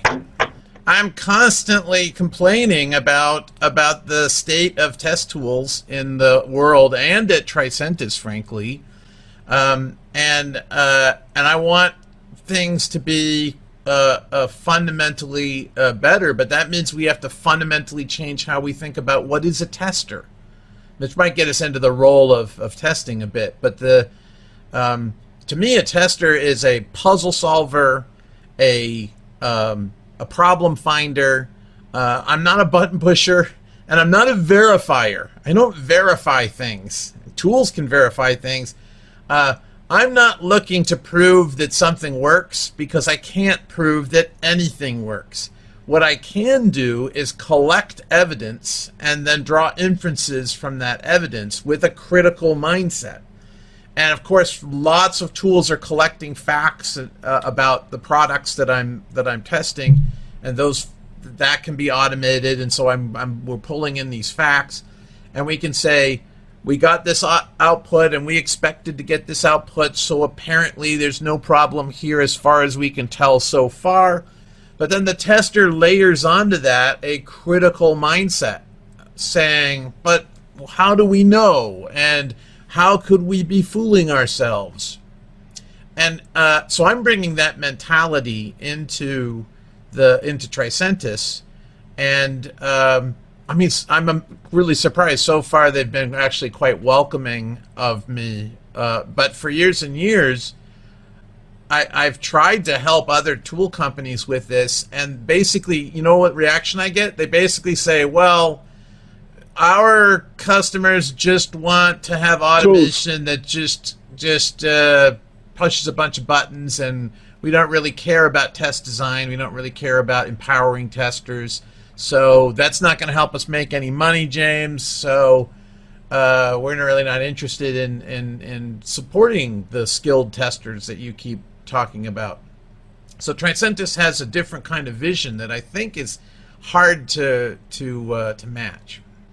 There's also a little bit of you can't make wine before it's time, right? And I think, right, I think you need the right macro conditions that things like DevOps have brought about, and the whole progression. I mean, we've gone back here now to the 50s and 60s and all the way to the present time. Certainly, the world we live in today, maybe I want to think so anyway. We're a little bit more open to the idea of saying, look, yeah, we can automate some stuff. We don't need a human to just push buttons, right? We have tools that can go push the buttons for us, but we need humans to do blank. We need humans to do some of this stuff. And so we need to enable and empower them to do that within the context of let's automate what should be automated, let's say. But we still need those humans in there. You know, when I was growing up, much like you guys, right? The only animal in the world that used tools was humans. Isn't that's what I learned in school, right? That's what separated us from animals. One of the things, right, was our ability to use tools. Well, then we found out chimpanzees use tools and other monkeys use tools. And we still were okay with that because they were primates. Now we found birds use tools, right, to crack nuts and stuff like this. So tool use in itself does not connotate one's intelligence or higher being. We need to.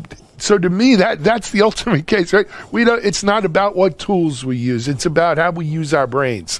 And I think that's apropos to what we see in testing today. Yes, we could come up with tools, but it's creating an environment for people to think in and use their brains in and apply it that I think will ultimately provide us the highest payback, if you will.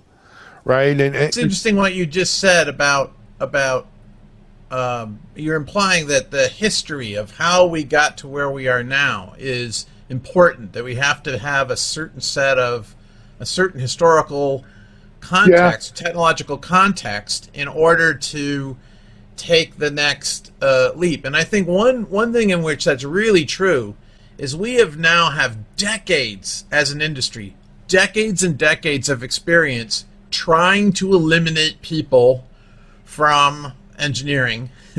And we can't do it. I remember, maybe you do, there were these advertisements in Byte magazine in the 80s about case tools.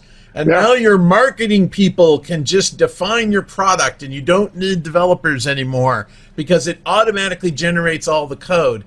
And I remember sitting there at Apple Computer reviewing case tools advertisements that had been sent to me thinking, well, could I buy some of these tools and actually use them to help with the testing? And it turned out, no, you couldn't. It was just all hype and nothing. So I shrugged. And so even today, now we have AI. AI is the new case tool. And the AI will do all this stuff for you. Then it turns out the AI is biased and racist and confused. And if you put kitten ears on a whale, it says that's a kitten. Yep. And it's no more than ML, the machine learning anyway. But yes, we have been chasing this white whale for most of my adult life. And at the same time, if it was a nation, the fastest growing nation on earth are developers. There's 40-something million is the estimate, growing 20% a year or something like that. So, I think it's time we stop probably chasing that white whale and move on to empowering people. One way to do that, I suggest a definition of programmer or perhaps developer. And the definition I use is a developer is someone who stands at the gateway between the world of the machines and the world of humans. And the developer's purpose is to operate competently in the world of people and then operate competently in the world of machines. And if you don't have that person standing at the gateway, then you don't have a connection between the world of humans and the world of machines. You just have people kind of praying to the god of technology and hoping that good things happen.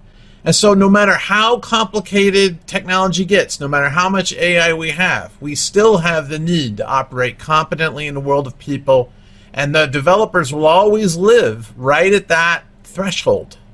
And testers need to live there too, and not get mowed under by automation.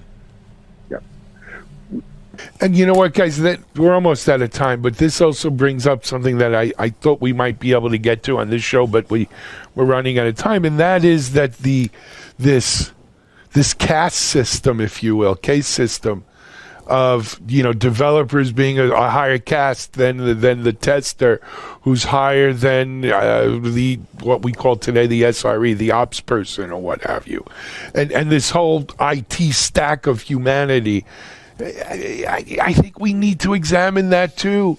When when we're asking the developer to do the security and the testing, is he any better than the tester?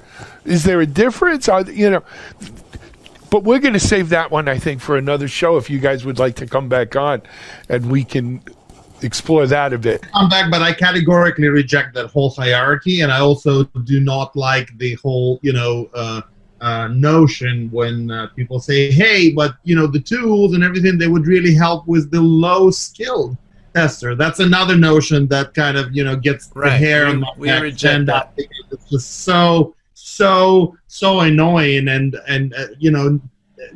whether it's development or testing or any other, data science, modeling, the UX design, it's the discipline. It's something that requires dedicated effort of studying, perfecting, thinking about, the way how people do that work, and it requires intellect. That's the most important thing. Using some very powerful tools don't give you the license to turn off your brain.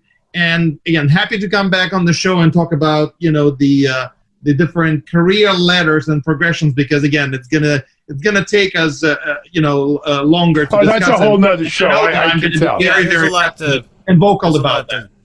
Say about James? that. But I just want to note that this whole issue has been studied in great depth in another field, in the field of the sociology of science.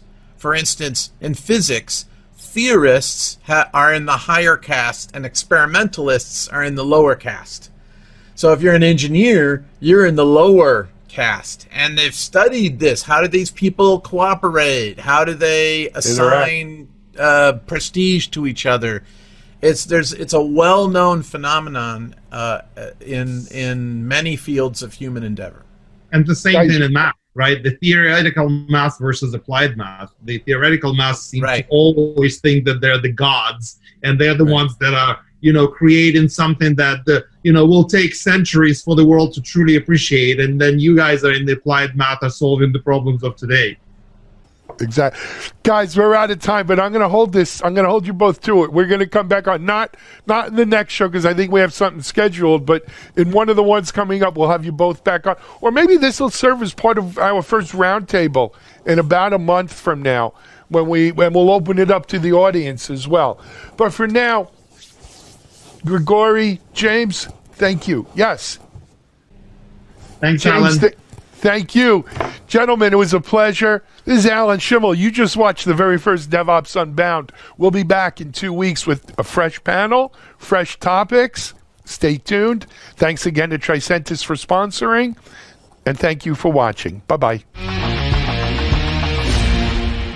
Hiring great DevOps and cyber talent is a huge challenge for technical teams. Cloud transformation is driving demand higher. You've tried doing it yourself. Job boards, LinkedIn, didn't work. Recruiters are an option, but who do you trust and not waste your time and money? Recruit Ops is the new way to source engineering talent. From Media Ops, the people behind DevOps.com, Security Boulevard, Container Journal, and more. We sit right in the middle of the hottest positions in Dev, Sec, and Ops, and the brightest minds in the field. If you're looking for a great position or the talent to fill it, we can help you. Trust us, risk-free.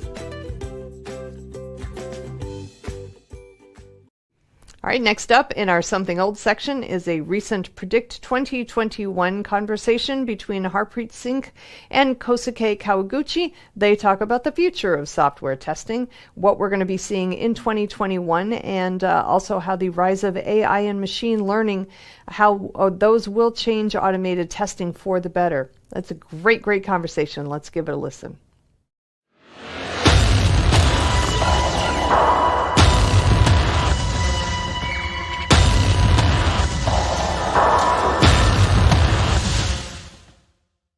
So welcome everybody to this session. I'm here today with Kosuke Kawaguchi and Harpreet Singh.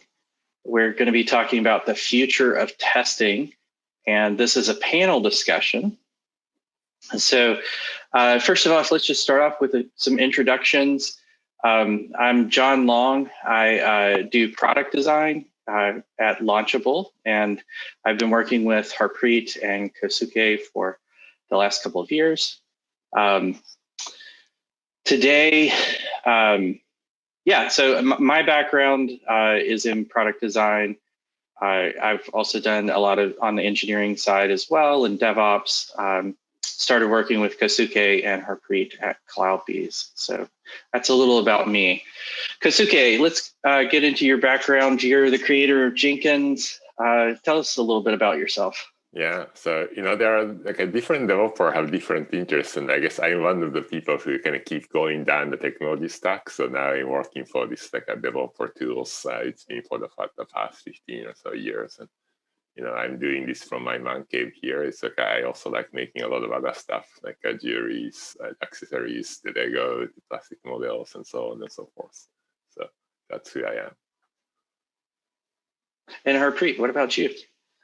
I like to say I'm best not known for being the guy who tried to build a business around Jenkins and monetize Jenkins. So I've been in product management for maybe a dozen plus more years around sort of DevOps. More recently, I was at Atlassian for Bitbucket and actually helped put together some DevOps strategy there. So again, very passionate about DevOps and developer productivity. So you guys have been working together for a very long time. When did that start? I think, so for the longest time, actually, he was just like a man who's walking around the same floor as I was. We both had some microsystems, really didn't have a direct conversations or like no working in the same area. I think that really changed when I started working on what became Jenkins. And then obviously at CloudBees, we spent lion's share of the time, our desks were side by side. That's sometimes you never know how this relationship turns into. So that's been a wonderful delight for me. At one point, did you guys realize that you wanted to work together, form your own company? I think it was post when I was in Atlassian. I think Kosuke and me just kept in touch. We were talking about problems in sort of the development space and so on, and like what are the next set of challenges coming in. And our usual coffee sessions sort of morphed into, wow, this could be cool if you build something new together. And eventually, that's how Launchable came about. Yeah, we have the idea of the small companies. I think there's a lot of opportunity to do lots of things. And for me, like a kind of key crystallizing moment is like, the idea became suddenly felt a whole lot real when, the one of the VCs that said, well, like, what are you waiting for? Like, we could, we can give you money and like that you can do it tomorrow. And I was like, okay. I guess I think Harpreet brought this back to us, and they were like, wow. I guess this isn't just idea, like it can be real. Yeah. And then like, things started moving really quickly from there. Okay. Yeah. And that was feedback from an investor that said that, or a friend? Yeah. How did that work? This is Dharmesh at Battery. He's a buddy of mine, and we've been talking and occasionally catch up on what's happening on the DevOps space. And I floated this idea, and he's like, so what are you both waiting for? And it was like, hey, we're waiting for money. And it's like, okay, we can help you. And it was like, okay, so this no longer is just an idea. This is actually a company. So we took the opportunity. And you guys are both co-CEOs at Launchable. Did you think that originally in your career that this is what you wanted to do, be a CEO of a tech company? I don't really have a grand plan, but at CloudBees, I certainly felt like I learned a lot, and I wanted to put some of that into practice. Right? I developed more appreciations into other professions that's necessary to put together businesses, and so that's something I was really looking forward to, indeed. Yeah, for me, I always knew. I think it came about from my years as an engineer at Sun, where I realized that the business side didn't quite know how to make money, which was such a tragedy for all the brilliant engineers out there, right? And that's why I transitioned from engineering to product to see if I could shape sort of the destiny and try to do that. So for me, it was one step at a time to kind of get here. And working at Atlassian and seeing like two co-CEOs operate things, I felt that was such a wonderful model. So when we were talking, we had a back and forth, and very quickly we settled on this model. What about before any of these things? Neither of you guys grew up in California. How has that shaped your view of tech and the world at this point? So the software development that happened in the Silicon Valley is really unique. So I studied tech in Tokyo, but the kind of the software development, like the software engineering work, is just very different. So it was quite natural at some point. Like I wanted to come here, and there was opportunity, so I was like, why not?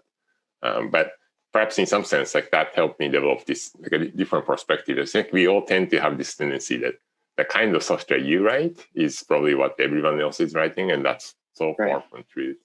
So different technology domain, different kind of software development mode, and so appreciating that difference and producing something that's useful across the board. I think that's one of my skill. So that perhaps that helped.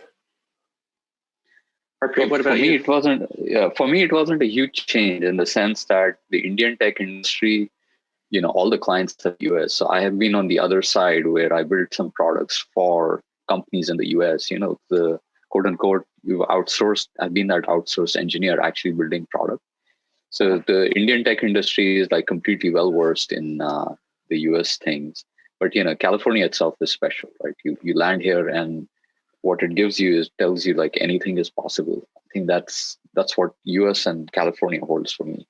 So us sitting here and dreaming about building multiple companies, including CloudBees and now Launchable, is what I think California is the steroid that California injects in you. That gives us a good transition to talking about the future a little bit here in terms of optimism. So we're talking about the future of software testing. What are some of the trends that you guys are seeing in the space? Yeah, so when you talk to practitioners that's closer to the ground, like they always have this struggle of, well, like I know we need to do this, take on these efforts to get better at delivering software, but they often struggle to rally the rest of the organizations around them. And then so that was the challenge that I kind of got interested in, and I felt like the key ways to unlock that gridlock is the data and making that tell the story. So we often, like, us, the subject matter experts, are often used to this idea that we talk in our tech and we have such a respect that what we tell like happen to some extent, but if you need to rally the bigger effort, and then so I see like a growing trend to unlock that, and that's happening everywhere in the software development, but perhaps less around the testing. So that's what I see as a broader trend. I think just for the audience, I would call this Theme 1, and Kosuke has a nice name for it called Data-Driven DevOps.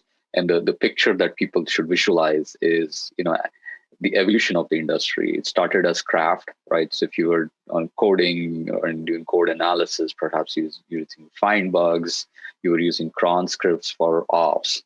And then you kind of went to an at-scale thing, which is sort of Chef and PagerDuty of the world came in, and so on and so forth. And all of these now are producing like a fire hose of data. And some products are consuming it, some products aren't, but a lot of that just falls on the ground. And how best to use this data to sort of get to the next level, which is smartness. I think that's one trend that we are seeing consistently while talking to people. Right.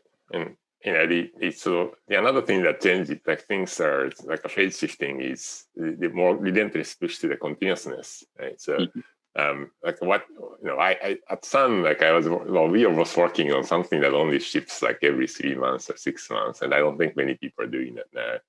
Now, when the frequency starts to go up, like I'll give you a very simple example. Like in Jenkins, one of the earliest features that came into being is like, so how long the test has been failing, and that became suddenly a useful information. Like back when, if you're only running testing once a night, then there's a realistic expectation like you're able to fix every failure in a day. So like the longevity of the failure wasn't a problem. But now if you're running this chain, like test so many times a day, you're more interested in like looking at the newer failures. The older ones are probably like there for somebody else to take care of. So that's a kind of like a perspective change that happens if you're in the business of like rapidly doing something over and over again. And then that like this change of the frequency happening everywhere else, and this development, CI, the monitoring, observability, it's all the same thing. So now I'm really thinking about like what that means for the quality. So I think that's not just me, right? I think everyone is trying to push toward this quality, continuous quality, and that's, I think, is a key trend that I see in the industry. I'm getting the picture. Yeah, so on that picture, I think what I'd like the audience to imagine, I call this establishing a continuous quality culture. If you think about the infinity loop of DevOps, what's happening is lots of parts of the development cycle have got automated, but quality still kind of is like an afterthought, right? Majority of the culture is really coding. Quality comes afterwards.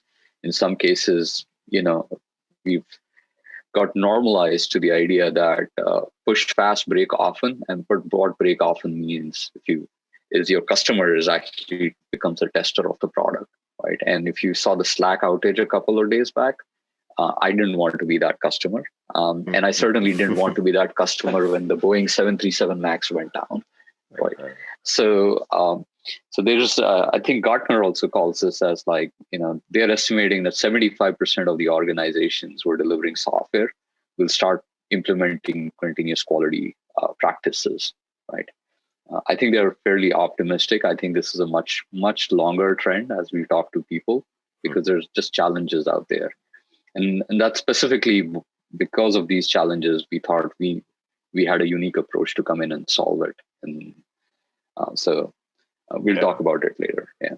Like just to like a riff on that. I mean the software. I talked about a little bit about this diversity in the context of the software development in different parts of the industry, and I feel like there's one segment in which they really focus on the quality. So like the Boeing, that's a great example. Financial institutions, embedded software, like car companies, like all these guys are like really. I think they have a sophisticated quality practices. They take their responsibility to the quality really seriously, and then that has established certain way of developing software.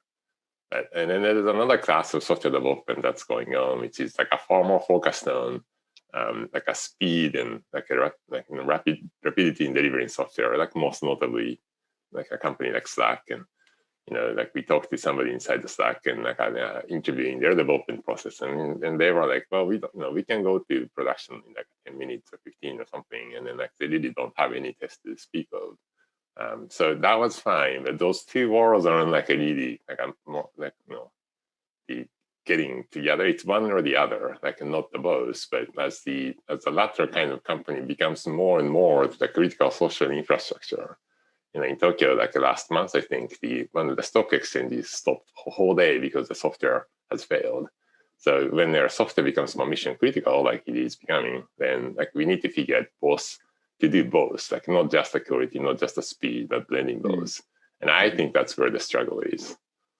Exactly. And this brings me to the sort of the third trend. If I dive a level deeper from talking about continuous quality in the picture, like the same study talks about sort of testing as being the most widely implemented control for DevOps, right? It is really the fence that protects your customers from bad stuff, right? And that's what people are doing.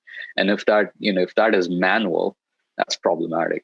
So another trend that's coming up, I think, is about automated testing. And we are talking to a lot of companies who kind of realize that they have manual tests, they need to automate it, and so on and so forth, right? And I believe it's automating tests is one of the top 4 or 5 trends in the DevOps world today. Like that's how important it is. So that's another trend that I see. And when that happens, when a lot of people take on this automated testing effort, which I'm sure Slack people are doing like right now at this very moment, then we talk to some other teams who are already in that journey for like a year or two, and then they get into this nasty surprise that okay, so we have so many tests now, then we can't maintain the previous velocity of delivering the software with this many tests. The test environment, the capacity is limited. Either you gotta pay more to the Amazon, or in some cases you have to have a physical hardware to test things, and like you're really fundamentally constrained in the ability. So how can we keep churning out this code without slowing down, but also not sacrificing the quality? And these people, that's a new challenge that they have to face. And the tests are tests are not going to go down. Like the longer your projects are running, the more successful your business is. Like it must is a whole lot more. So we're also talking to the teams whose product have been out for 10 years, and imagine the amount of tests that they have, and they're really feeling like they're trapped in molasses. So I think that's like looking at those different data points in the spectrum. It's interesting because I think that's clearly it's like pointing to where the trend is. Right. So you have some people on the one side that are struggling with not enough tests. Right. They need to make that automated test transition. Yeah. And then you have others that have too many and they're slowing things down. What are the kinds of solutions that you guys see to these problems? I think to up-level that before we dive into it, right?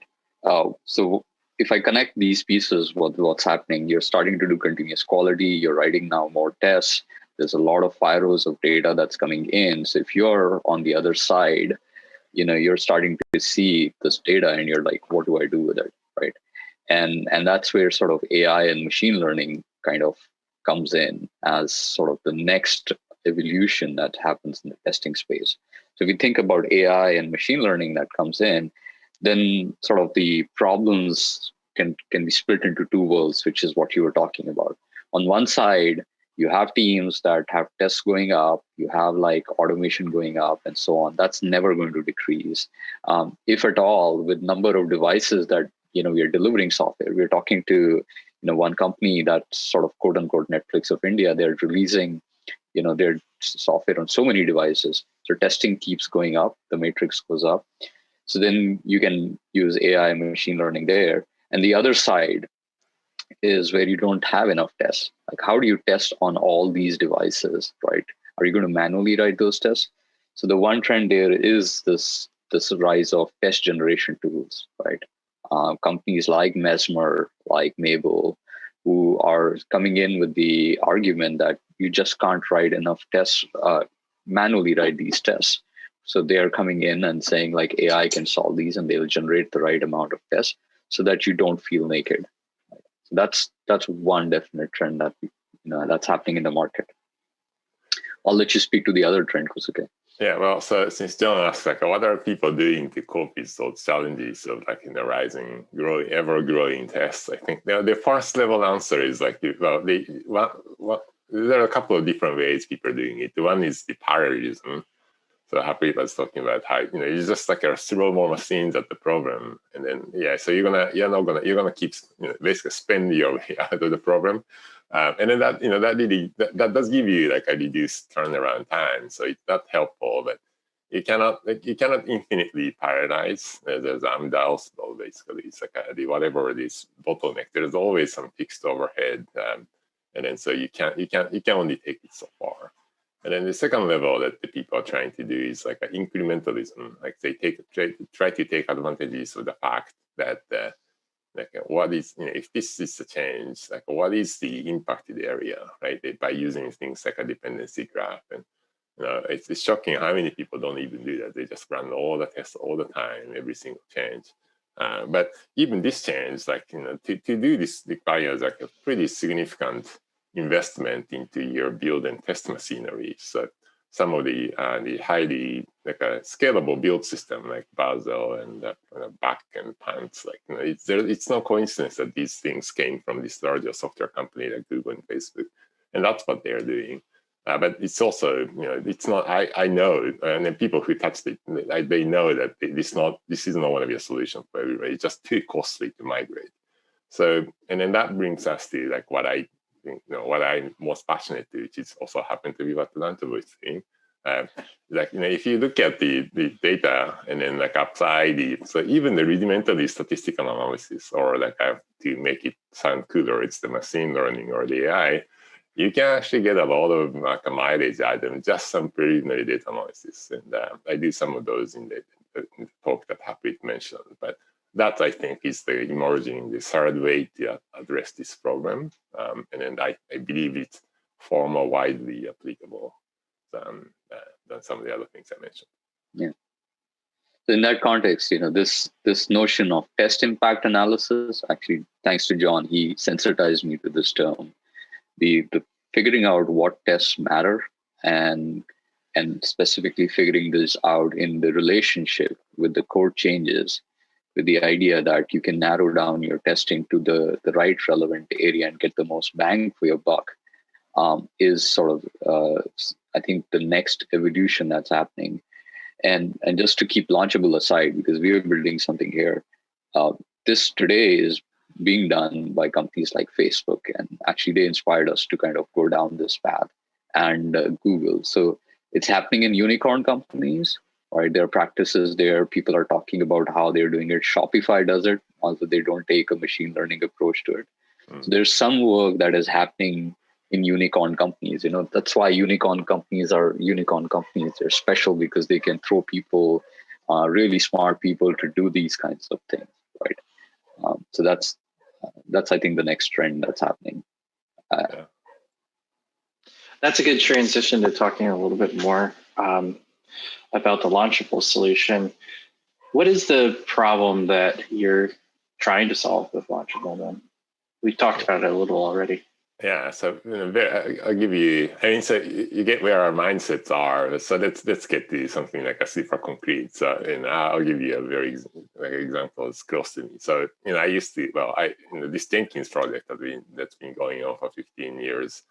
It has over time amassed the tens of thousands of test cases, and every single time, if anybody make a one-line change, the whole test has to run. There's a, when you create a new GitHub pull request, the whole test has to run, which takes about an hour.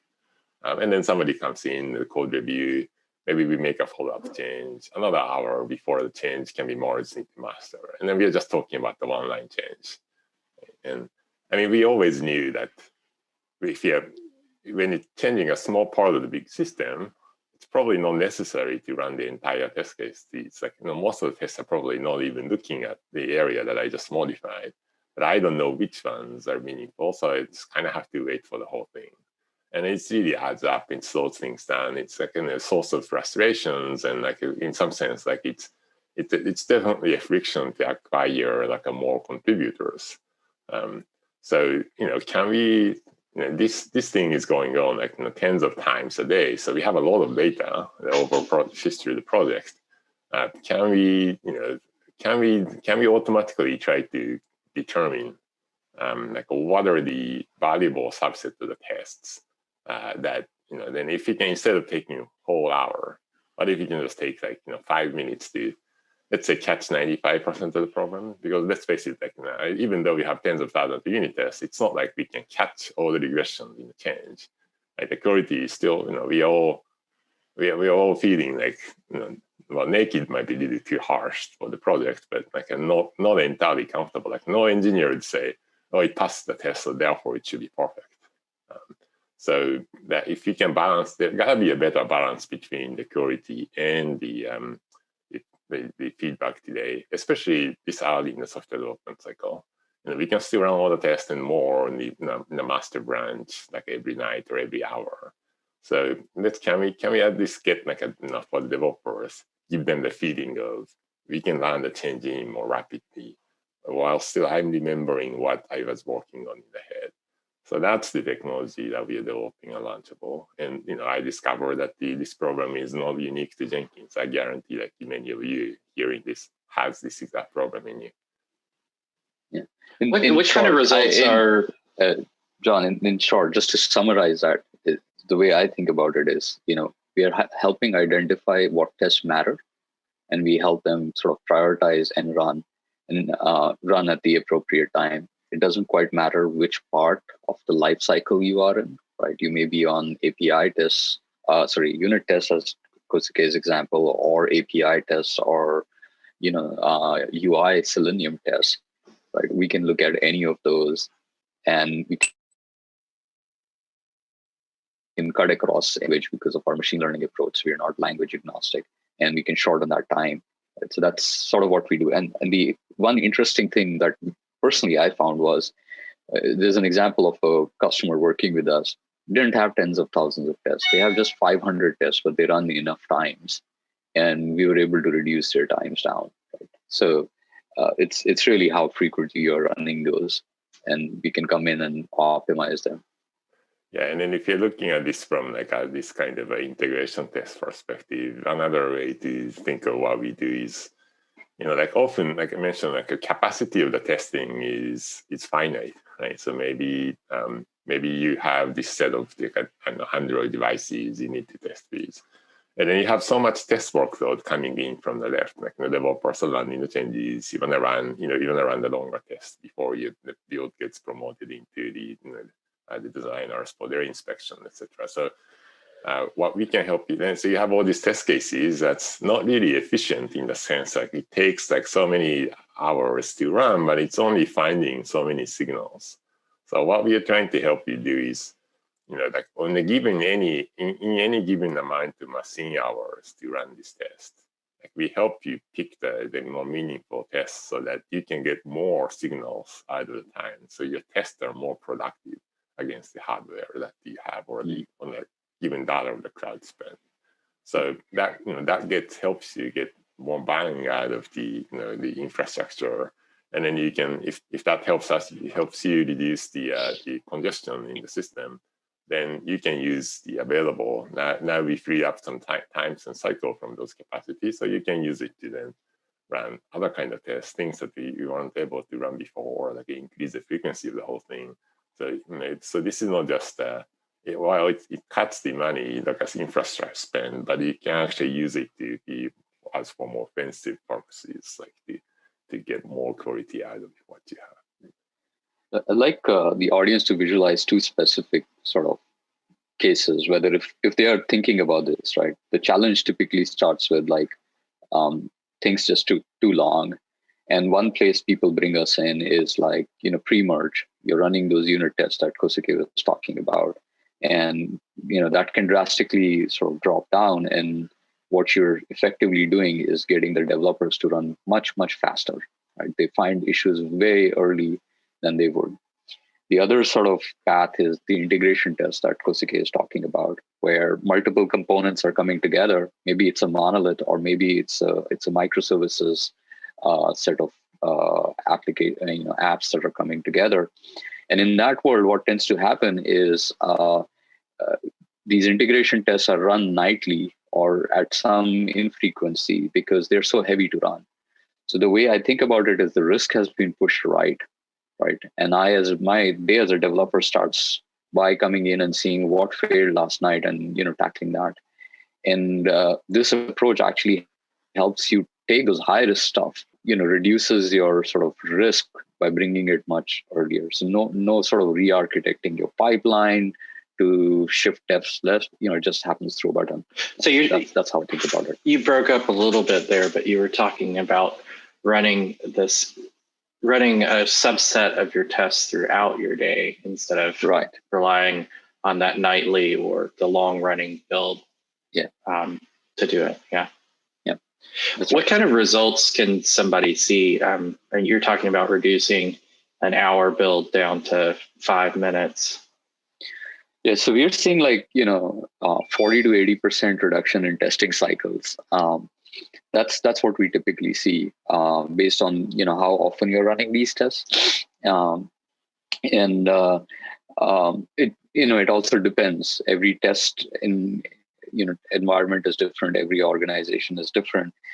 We tend to hone in on what is the end benefit to the user, which is reducing their entire development loop, right? And that number typically, because we can reduce tests that drastically, tends to become 40%, a drop of 40% reduction in the number of cases that we worked with.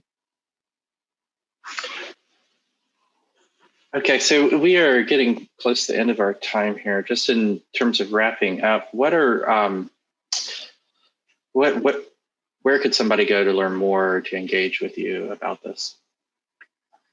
So I would suggest land up on Launchable Inc. inc.com, there's a number of things written up there that you can look up. Reach out to us at info@Launchable Inc. To talk to us about what are your testing challenges. And we are signing up people for an early access program at the moment, very close to a trial, something like a trial. So if it looks like we can date, it would be fantastic to date. Or you can just tweet us at Launchable Inc. on Twitter, and somebody will pick a conversation up. Great. Kosuke, anything else to add? No, we're always interested in, I'm always interested in talking to the software development teams because, like I said, everyone is doing things differently. So I have to have a conversation. Just one last thing that I remember is we will, end of this month, do like a webinar that actually shows, how this is plugged into and do a demo of this. So be worthwhile to come back in a couple of days and see and register for that webinar. Sounds good. Well, thanks everyone for joining us. Kosuke, Harpreet, thank you for your time. Thank you. Thank you. Thanks, Sean, for interviewing us.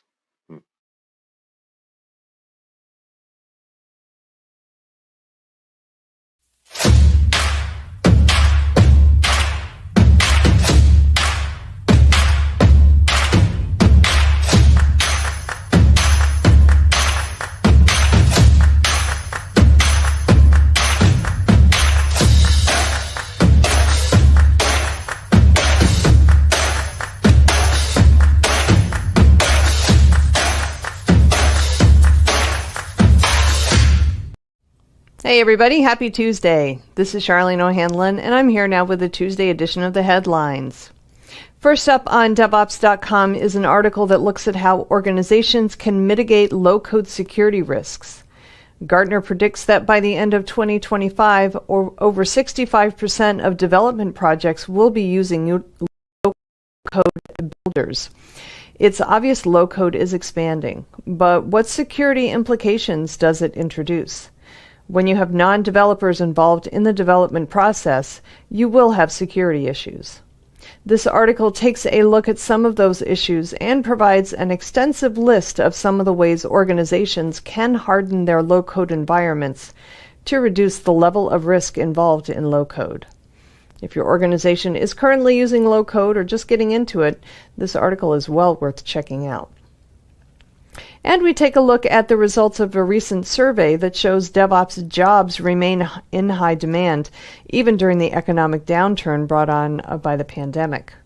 The Coding Game Developer Survey 2021, which is based on responses from 15,000 international developers and HR professionals, found that 64% of companies hope to hire up to 50 developers this year, and 14% of organizations hope to hire between 50 and 100 developers.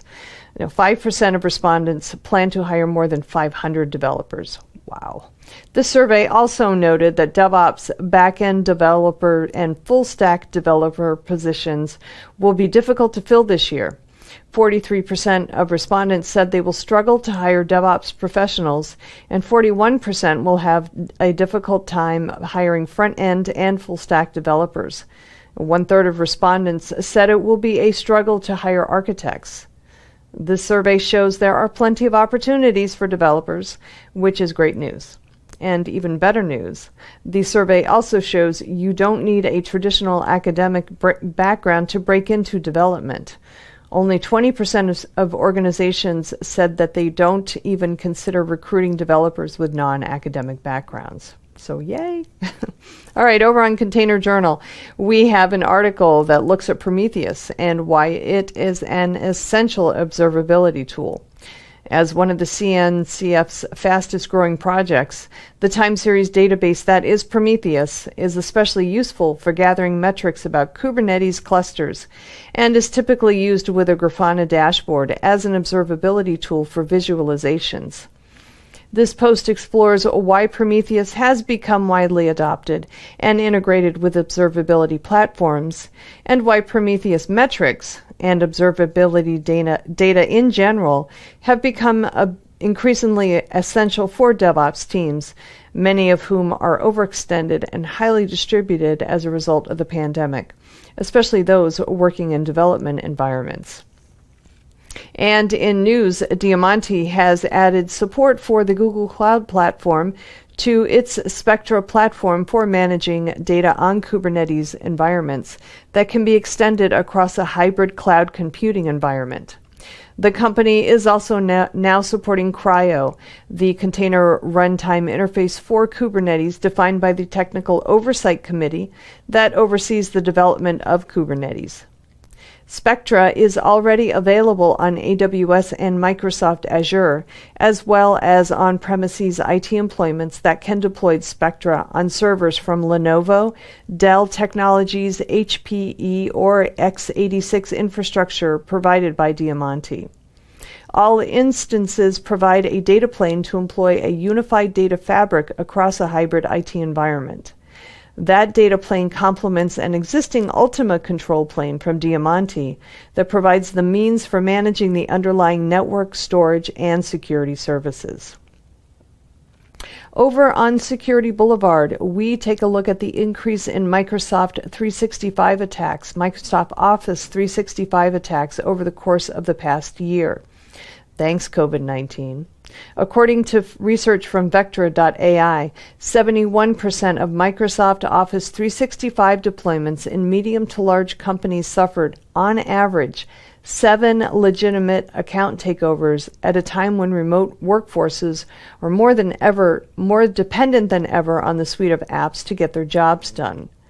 Despite the uptick in attacks over the past year, and growing concerns over identity-based attacks and the security of IoT and connected devices going forward, most of the survey respondents said the best thing about their roles as security professionals is the satisfaction of stopping attacks and protecting their companies, even as they admitted the gap between attackers and defenders is widening.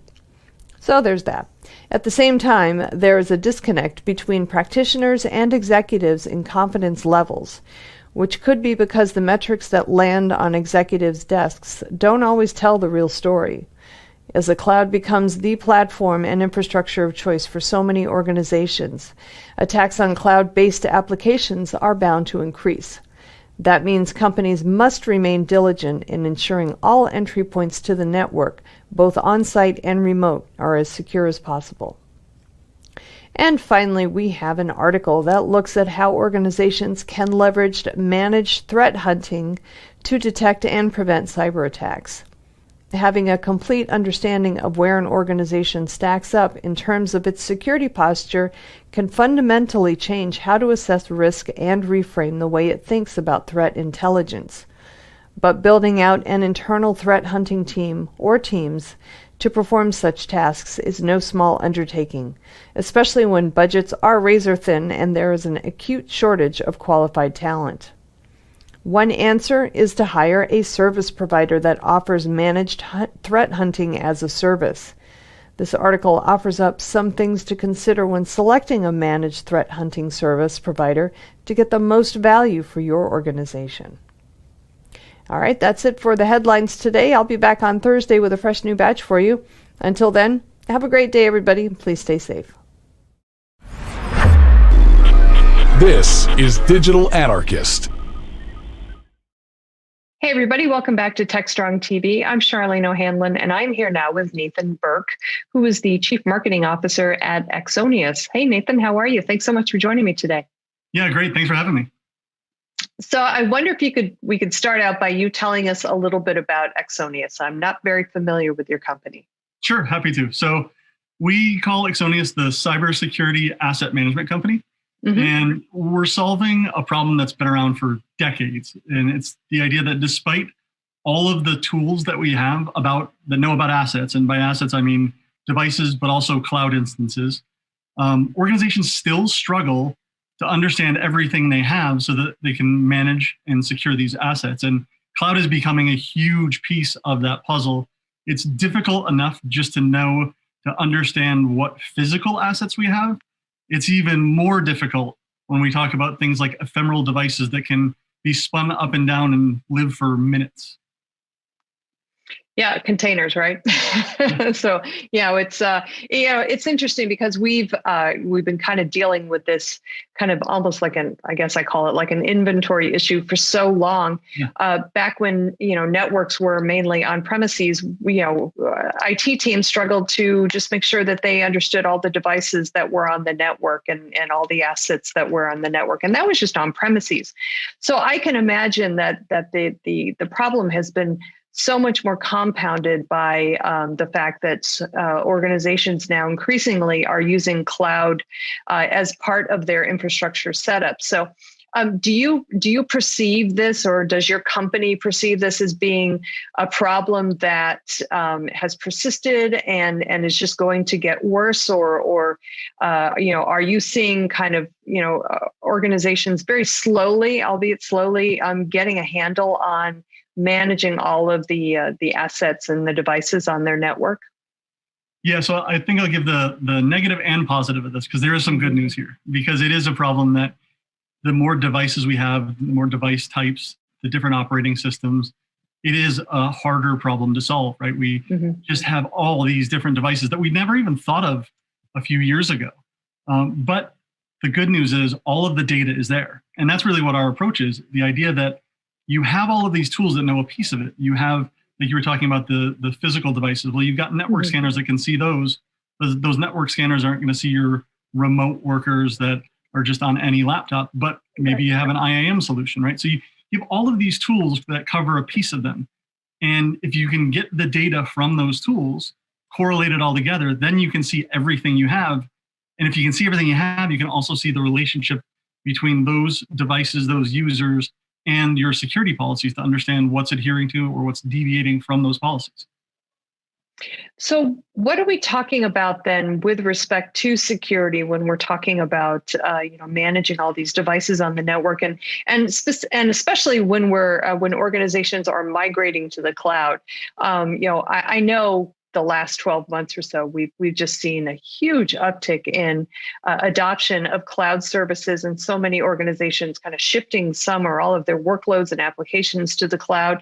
But obviously, there are some major security implications to that. And so what do you guys see happening in the security space in relation to cloud migration issues? Are we talking about more security issues related to the actual migration process, or is it more of a, once it's there, how do we secure it, or maybe a collection of both, or what are you guys seeing?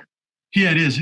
It's a bit of all of what you just said, but I think a couple of points that I'll bring up. One is, because of cloud, it's very easy for things to become public, and it's easy, and you see this all of the time if you look for breaches that are because an S3 bucket or an EC2 instance was set to public. But like you also said, things tend to persist even longer than they should. And we see that as well. One thing we've seen a few times too is you end up having some type of cloud workload that is for backups. And it's fine, you can use that as backups, but then it becomes public somehow. You didn't even realize it was still there. So I think the two pieces are both the public nature of the cloud, the ability to make something open to anyone, but then the other part is just that anything can change, and configuration changes, but also your cloud workloads also have software that can have vulnerabilities that become public. And because it's cloud, and because bots can scrape and look for open ports, it's just, you need to have the ability to understand everything you have, and to be able to make sure that everything is set as it should be. And then finally, having monitoring in place to know anytime something changes where your expectation is no longer being met and you need to do something to secure those cloud workloads. So do you see most of these security issues cropping up as the result of, is it like a pure basic lack of knowledge around cloud and how to actually migrate and use the cloud effectively and securely? Or is it more like, what we like to call the fat finger mistakes, where somebody is like, oh, I forgot to, I just left this port, unsecure, or something of that nature? Or do you see it more as just kind of indicative of maybe how the infrastructures are set up, and it's really maybe not as user friendly as it should be? Yeah, I think it's a little bit of both, but I also will say that when we talk about cloud, it's easy to think of, I'm just talking about Amazon or I'm just talking about Azure. But I think the biggest issue now, and I think it was really impacted by the work from home, everything going remote, is that everyone is now multi-cloud, whether they know it or not. And I mean, my favorite example is if you go into Microsoft Word and you're just working on your laptop and say, I want to save this, or I want to enable autosave. Now I've got everything. And now I've got saved documents in Azure. And if I'm not me, I would have no idea about that. I would just say, fine, I don't want when my machine crashes, I don't want to lose this doc. So just go ahead, autosave. And so because we don't even think about it anymore, and we are all multi-cloud, it's not even necessarily just like having an admin that sets something to public that shouldn't be. We're putting things in the cloud that we don't even realize. So it's a bigger problem than I have one infrastructure as a service provider. Here are my configuration options. This is, the golden image, that sort of idea. Instead, it's I don't even know how many cloud providers I'm using, even with sanctioned software. So it's a big problem that's growing even more, and it's all of those things exist too. All of those configuration details, those can also be problems. But if we don't even know where we have our information in the cloud, it's really hard to make sure everything is managed and secure as it should be. And that's a really good point. And just thinking the way I work, a lot of times, I mean, I have multiple cloud drives that sometimes I can't even remember where I put half of my stuff. So I have to, kind of hunt and pack and find the appropriate cloud drive where, what I'm looking for is located. So I can only imagine how much more difficult it can be with organizations that are, dealing with this new, work from home workforce that may be a permanent remote workforce, and just making sure that as they save information on the cloud, that they know where they're supposed to be saving the information from or into, and that organizations understand where that information is, because obviously if they don't know, how can they help manage it and how can they secure it? So what advice do you have for organizations as they, adopt cloud, maybe on a larger scale than they are now, or, they're fully into cloud and they're having issues with security? What would you suggest to them? Yeah, I think the best place to start is looking at the benchmarks and frameworks that are out there, because organizations like the CIS have benchmarks and controls for all of the major cloud infrastructure providers. And so, for instance, if you look at the CIS benchmarks for Amazon, I think there's 45 or 43, I'm not exactly sure, scored rules. And these are things around monitoring, logging, administration, rotating keys, access, all of those things. So there are nonprofits that are just made up of industry experts that have voted and brought forth these benchmarks. So there's great stuff already out there that can help you understand exactly what are the best practices for each of the infrastructure providers. That's the first thing I would do. A lot of it is basic, but that's really what we're looking for here is how do I understand exactly where I'm at right now? Where am I trying to go? And having a framework in place and letting you score and understand these different rules allows you to set a benchmark, understand how you're progressing. That's where I would start. All right. It seems to me that, with the, we've got the big three cloud services providers, and then we have all these other, we have private clouds, and we have all these other kind of locations, if you will, cloud locations where data and information is being stored and organizations are connecting to. Are we ever going to get to a place where we just have like one overlay, then all these clouds are going to be underneath it, and you could just like make one security rule, and then it will actually like spread out across all the different clouds that an organization is using? Because it kind of feels like right now everything is just kind of ad hoc, and there's really no uniformity or governance, if you will, across all of these different cloud services providers. So, I mean, what do you see happening in the space, looking down the road? Yeah, one of the things that's really interesting now, and they've been around for a few years, are these multi-cloud switching kind of services, which do a little bit of what you're saying, but it's not as easy, because basically these tools in this category of tool needs to be able to translate from one cloud provider to another, because something that is a configuration option saying, should something be public in Azure, looks, feels, and acts different than something in AWS or Oracle or GCP. But there are these tools that exist exactly like this, because, and in fact, we've got a customer that built their own. I'm sure they've probably moved off it by now, but it was a media organization, and they wanted to say, if something ever got public but shouldn't be, I need to be able to switch from that provider to someone else immediately. So I think that's really what's going to catch on, is being able to use these tools that allow you to switch from one cloud provider to another, because I don't see so much consolidation, because the providers are so large and are making so much money in this space. So I think there are going to be more of them, but that category of tool is going to be really interesting.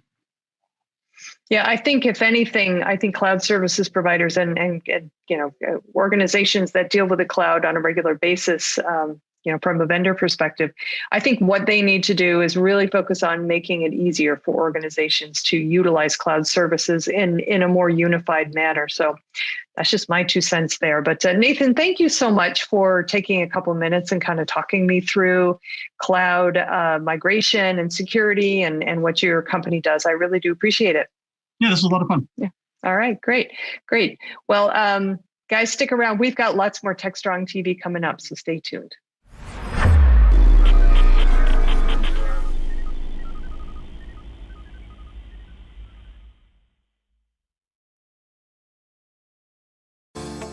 Disruption is occurring across every aspect of IT. Open source, cloud services, DevOps, and cloud-native software architectures are democratizing IT and radically transforming how business is done.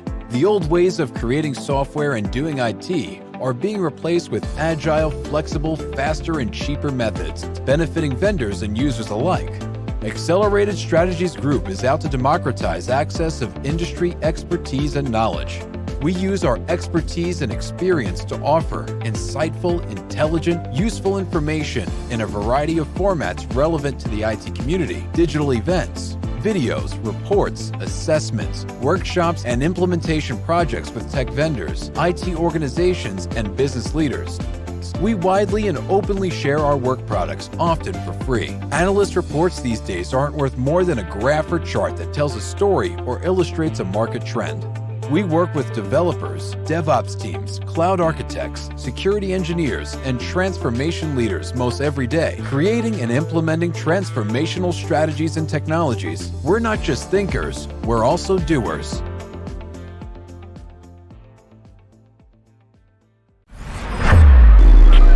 This is Digital Anarchist.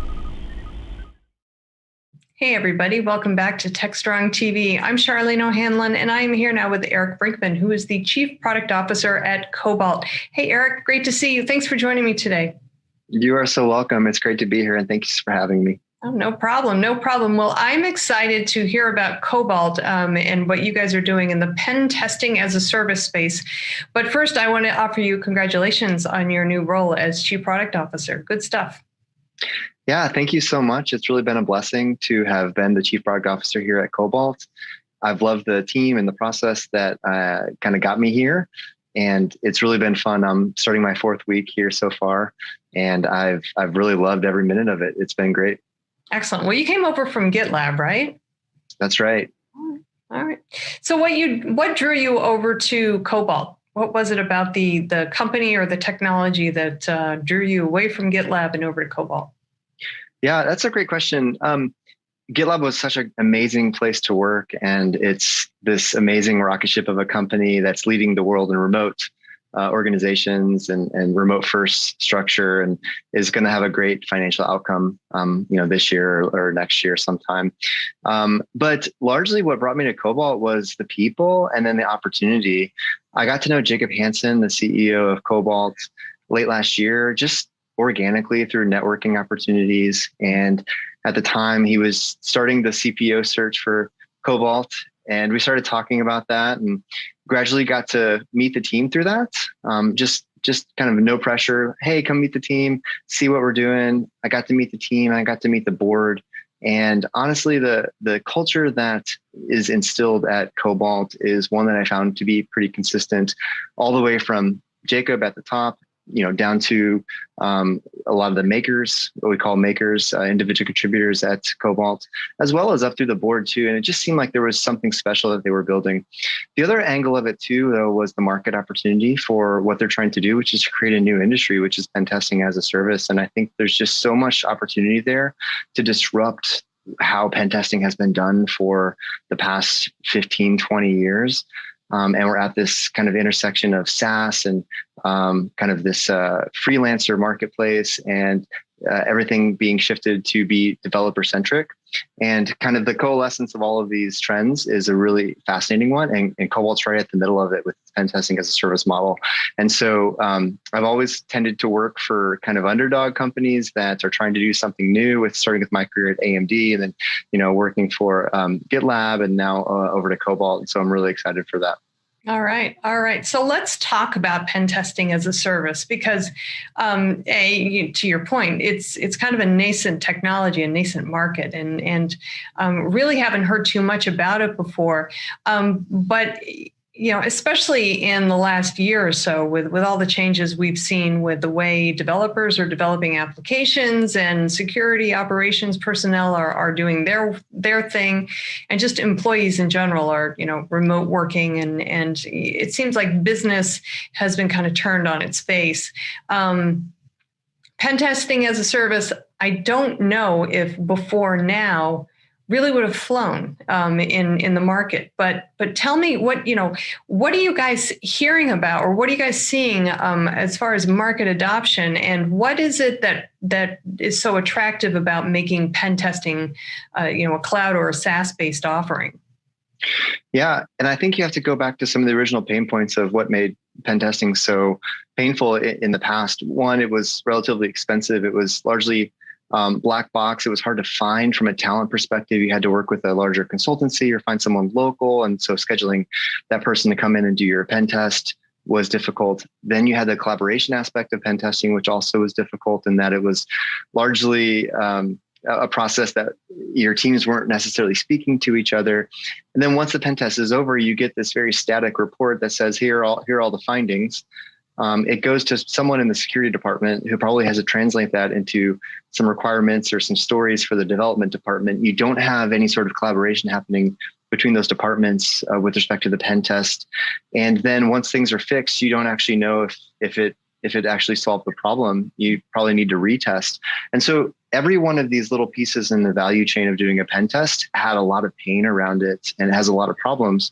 And so pen testing as a service is basically the industry that we're trying to define to solve all of these problems. It's moving from, an on-prem or maybe a consultancy type of an engagement where someone comes on site to being a cloud offering. It's real-time and consumable results versus a statically delivered PDF. It's things like SaaS pricing versus an hourly or custom rate. Manual testing by humans instead of just being an automated testing by scanners. Technology enabling workflows of collaboration between the pen tester and the customer that needs a pen test, and then making that actually part of the dev process. I mean, the goal of a pen test, depending on where your organization is at, can have a multitude of outcomes, right? It can be a compliance-based test, or it can be a thing that you need to prove to that next client that you're hoping to get that you've done a pen test. But I think at the end of the day, everyone wants their pen test to actually make them more secure. And the way to do that is to better integrate into the development workflow. And we've seen there's all sorts of literature out there that says when developers get to pick their tools, when they get to implement their own workflows, when they ship more frequently, there are better outcomes for the business. So now the challenge is to take that process from the security point of view and to push that as far left as possible into the developer workflow. And so if you start to kind of make the pen test this thing that can become more repeatable, that can scale as a process, that can almost be managed as a program, I think that's where PTAS comes in, or pen test as a service comes in.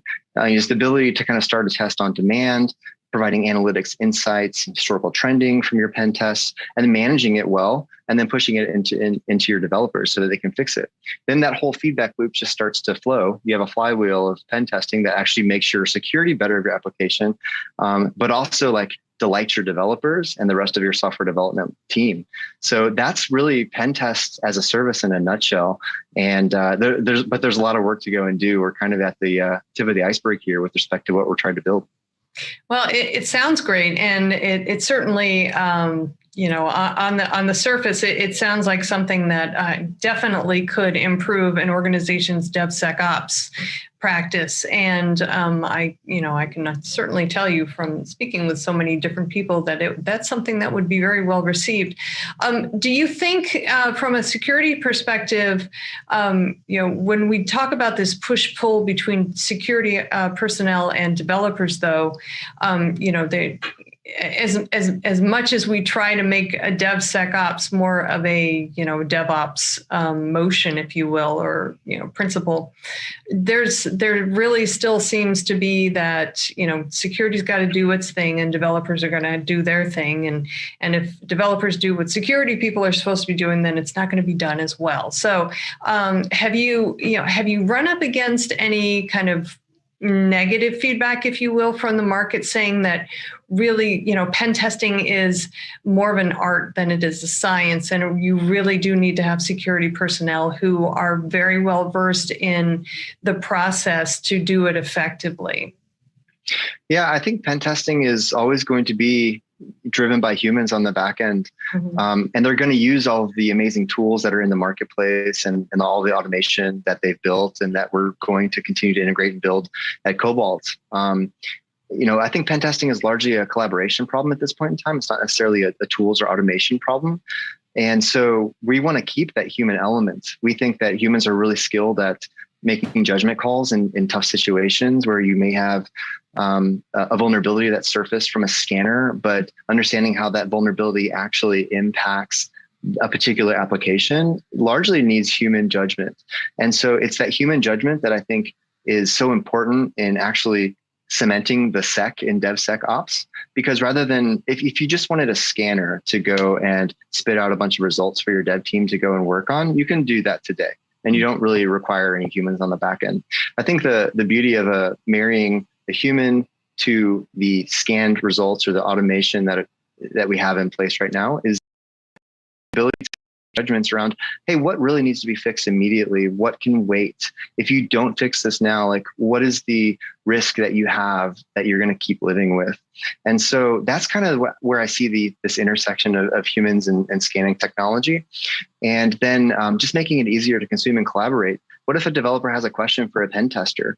They have to go through, if you're using a traditional pen test model, you have to probably go through up your security department and then they have to go back up and over. Let's make that loop a little bit more seamless and engaging. And we're doing that by working on first-class integrations with developer tools like GitHub and Jira. We'll hopefully at some point have one for GitLab. So we can work in those tools where developers are. And so you can kind of keep that collaboration avenue open between the pen testers and developers. That's kind of where we're starting. I think there's a lot to go and a lot to do there, and we have our work cut out ahead of us. But we really hope to kind of shift this trend in the industry. We want to make security more collaborative, we obviously want to make our customers and their applications more secure. But part of this is all about shifting a paradigm in the industry too, where you firmly cement sec into DevOps, and I think we've been trying to do that for a while, and hopefully Cobalt can be at the middle of that. Awesome. Well, I think we're definitely moving in that direction. And I think that, more than anything, just like with DevOps, it takes a little bit of time to kind of get its feet under it. And DevSecOps, I think we're just getting there now. I think more organizations are starting to kind of ken to the idea of, maybe security can be an earlier part of, included in the DevOps pipeline, shifted left and not that afterthought as so many organizations have traditionally done. So I think it's a great thing. And I wish you guys luck with that. But I also want to ask you, from a chief product officer perspective, what exactly is it that you do? And I ask that, and I know it sounds really funny when I say it that way, but I've been hearing that title a lot more within organizations, and it seems to be one that's growing in popularity. And I'm not sure if it's a rebranding of maybe a CTO or maybe a combined COO, CTO, or CTO, CIO. I'm trying to wrap my brain around what exactly a chief product officer is and does. Yeah, that's such a great question. So a chief product officer is largely being more and more prevalent, I think, because you are seeing more and more companies attempting to be product-led. And there's been a lot of evidence that a company who is product-led or that is product-led can really grow their company significantly and do so without spending a ton of money on sales and marketing and really lowering that cost of acquisition. And really what it means to be product-led is that the product sells itself. You have really easy and efficient trial flows. You have the ability to sign up. You have the ability to kind of sign up and purchase and buy without talking to a sales rep. And it's very clear like what the value of your product does from the very first interaction you have with the company, starting with the main page of their website and then flowing on into the product. And this kind of philosophy shift in the market of companies wanting to become product-led is largely, caused the rise of them hiring chief product officers. Mm-hmm. And so that's, I think, largely why you're seeing it. And then the role of chief product officer, I think, is actually very simple. It's to basically grow and build a product organization. And it's to kind of set the course of the ship on what and how they're going to build whatever it is that they're going to build.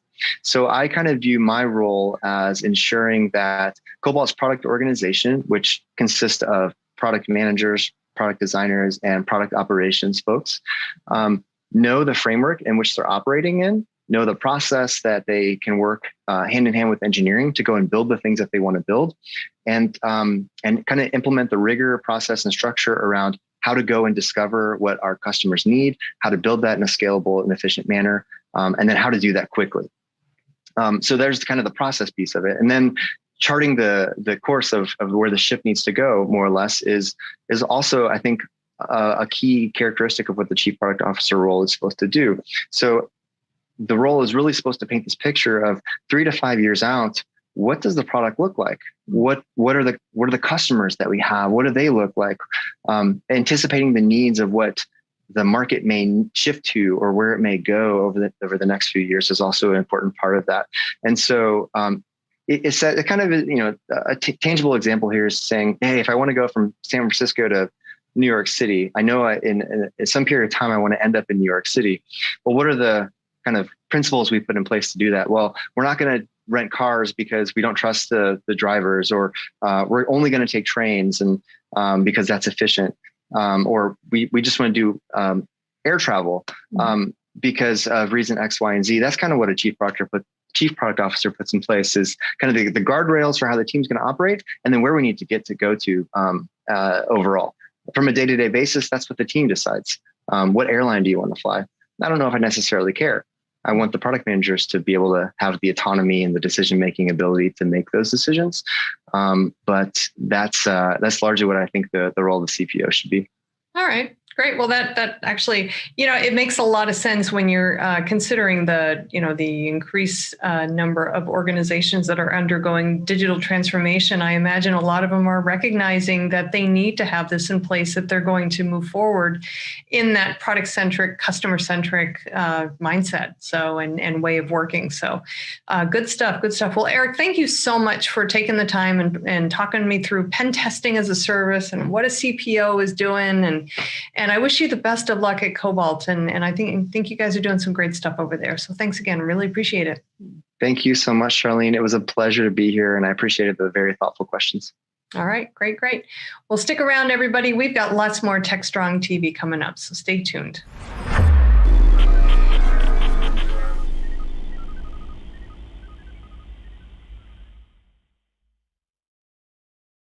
Hey everybody, happy Tuesday. This is Charlene O'Hanlon, and I'm here now with the Tuesday edition of the Webinars Preview. As I always tell you, we have a lot of great webinars coming up on DevOps.com, Container Journal, and Security Boulevard. I thought I'd let you know about 3 that are happening very soon in the hopes you can mark your calendar and attend. First up, we have Enterprise DevOps Series, which is cross-platform test automation. This one is happening Wednesday, March 24th. That's tomorrow, folks, at 11 a.m. Eastern on DevOps.com. It's sponsored by Broadcom. As a core DevOps practice, test automation should be applied consistently across all platforms. But how do you retrofit modern test automation to applications that were built long ago? This session explores some of the practical realities of applying test automation to mainframe apps based on extensive design thinking, research, and real-world scenarios. Popular test automation frameworks will be addressed, including the inherent challenges in adoption due to culture and skill mismatch and ways to overcome them. Second webinar and I want to let you know about today is 7 critical GitHub security controls.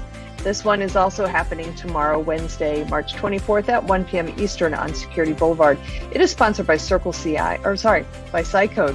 GitHub is the most integral part of many development teams' software development lifecycle, as it is the source of truth for visioning of source code, which is software companies' core intellectual property. But securing GitHub is often an afterthought for many organizations as they prioritize feature velocity and developer agility. So this webinar will cover 7 of the critical GitHub security controls that every organization should consider. And this one is definitely worth your time. The last webinar on today's preview is using modern DevOps practices to become a digital innovation factory. This one is also happening tomorrow, Wednesday, March 24th at 3 p.m. Eastern, and it is sponsored by JFrog. In this webinar, guest speakers from IDC will share key insights, market data, and best practices around the 4 strategic pillars for establishing a digital innovation culture, as well as the modern DevOps methods and tools required to support these practices.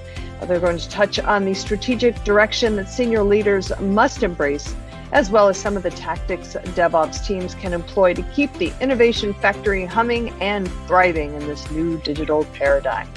Great stuff all the way around. All right, that's it for today's edition of the Webinars Preview. I'll be back on Thursday with a brand new batch for you. Until then, have a great day, everybody, and please stay safe. All right, next up, we've got Mitch Ashley in his Analyst Corner. He speaks with Orca Security CEO and co-founder Avi Shua. It's a great conversation, lots of new information, so let's give it a listen. This is Digital Anarchist. With a pleasure today being joined by Avi Shua, who's co-founder and CEO of Orca Security. He's a repeat visitor here. Good to have you back on TechStrong TV, Avi. Glad to having you. Thanks for having me. We always have great discussions because you all are doing some unique and interesting things at Orca. First, introduce yourself. Tell us a little bit about Orca for those that may not be familiar with you. So I'm Avi. I'm the CEO and the co-founder of Orca Security. I'm a bit of the cliche of the cybersecurity founder. I've been doing cyber my entire adult life as a teenager, then spent a decade in digital intelligence in 8200, and then slightly more than a decade in Checkpoint, in the last 4 years as chief technologist. And I co-founded Orca with additional 7 co-founders around 2 years ago, trying to solve the problem of cloud security in a way that actually works. And although it sounds funny, while there are many companies and many solutions that try to solve cloud security, none of them really worked in the most trivial sense of this word, something that a normal person will consider as the way I want to solve cloud security. And this is essentially what we've been doing since. One of the things I enjoy about talking with you is there's sort of 2 models of going to the cloud, to be really simplistic about it. There's doing the things the way we've always done them. Let's just do them in the cloud and kind of adapt the model to the cloud. And then there's kind of rethinking security or the approach that you take and solving problems either in a different manner or different new problems. And they put you in the latter category with Orca Security. Why don't you tell us a little bit about, again, for maybe a few folks that haven't heard a lot about Orca Security or want to know more, tell us a little bit about what's really interesting and unique about your approach. I mean, since you've been in security, very experienced, Checkpoint, and you've been with very traditional companies, you're doing something, I think, truly innovative. So tell us more about it. So in fact, before diving to the technology, let's talk about what our customers actually want, what they actually need. Great. And think about it. I literally had a discussion with a few friends in a virtual bar setting a few weeks back, and they asked me what Orca is doing. And I essentially said, let's assume that you are responsible for security of a cloud environment. What do you want to know? And the very simple answer is I want to know my risks, because I'm at the end of the day need to check that there is nothing that's going to go wrong and will get me breached. And naturally, I want to see them for all of my environment. I want to see them across all types, and I want to see the most important ones. It almost goes without saying, this is what a security person needs. It needs to see all the risks in all of the environment, because if you cover only part of the environments, you will be breached. From the others, I can't have dozens of tools. I prefer to have one tool to do it all. And it needs to be prioritized in a manner that I can actually use that. If you give me 1 million items, and out of them, I need to find the 10 that are actually important, it won't happen. And this is, I would say, the basic definition of works. And before Orca, there was no solution that could have done that. And that's the reality. There are solutions that were essentially borrowed from the on-prem world that were based on agents. And due to that, you had to install them and create tons of friction. And most organizations had a coverage of less than 50% due to that, simply because the agents were deployed. You had to deploy many tools, one tool to detect vulnerability, one tool to detect malware, one tool to detect security misconfiguration, another one to detect PII. I've seen people that deployed 15 tools, and it simply doesn't make sense. It doesn't work. And all of the tools were siloed. They didn't look at the whole picture. They just looked at a small part of that. And this ended up being something that the practitioners had to solve themselves.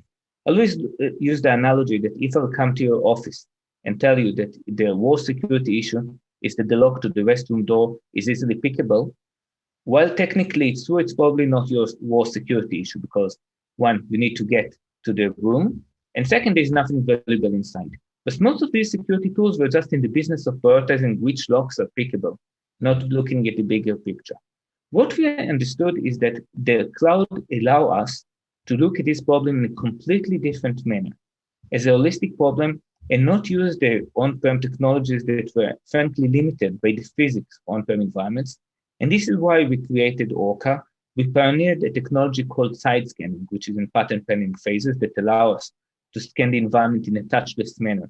It's essentially like an MRI for a cloud environment, reading the bits and bytes from the side and reconstructing that, and to provide this holistic view of your cloud environment. And the bottom line, it's simply cloud security that works. People are shocked that literally in a matter of minutes, they're able to get the level of security that otherwise would take them months and with full coverage. I think, as I might describe, having talked with you before, and I like the name side scanning and your MRI analogy. You and I've lived with a lot of what we used to call barking dogs, the intrusion prevention systems that and vulnerability scanners that generate a lot of work back in the early parts of 2000. But those are still challenges today, false positives, what's relevant information as you're describing. So what is it about the side scanning approach that helps you guide or point or elevate things that are really relevant versus those that are either less relevant or less important? So when people say false positive, there is two meanings to that. First is literally the scanner found something which is not true. It told you that you're infected when you're not infected. It told you that you are vulnerable when you're not vulnerable. This is in fact the minority of the cases. Most of the cases are about cases where the result is technically true, but you couldn't care less. For example, you get thousands of alerts that your NTP service is vulnerable to a critical vulnerability, but NTP is not accessible and blocked in all of your environment. Technically, it's not a false positive, but it is a false positive because if you are treating it, you are wasting resources, and you are a screaming wolf, and the developer is not going to handle your next issue. Now, this is something that was almost impossible to solve on-prem, because if you think about it, let's say that you install a tool, you install an agent on a server. The agent can see the risk in that machine, but it doesn't know the bigger picture. It can't know if it gets traffic only from a test machine next to it, or it's connected indirectly to the internet. If you see a key on the disk, it doesn't know if this key is just a test key downloaded from the internet that have no meaning, or a key that opens your database. And what we've created, and the side scanning technology enabled that, is a platform that looks at it holistically. It's built only for the cloud, in the cloud, and it reads both deep and wide. So it puts all of the risk in graph. In that way, we can essentially understand not talking in the language of risks, in what is the top risk, but what is the vector that can actually be used to reach you. I'll take a more technical example. Let's say that you buy 3 tools: a vulnerability management tool, a CSPM tool, and a identity entitlement management tool, and you install them separately. You might see that you have 10,000 vulnerable machines, 500 exposed workload, and 10,000 overprivileged roles. Now you need to prioritize that. Orca alternatively will tell you these are the 2 vectors where you have a server which is vulnerable, exposed to this relevant vulnerability, and furthermore have keys that allow lateral movement. And this results in order of magnitude reduction in the number of alerts. We had large customers that had, with previous tooling, more than 1 million critical alerts. We reduced it to 33. And 33 is a manageable number.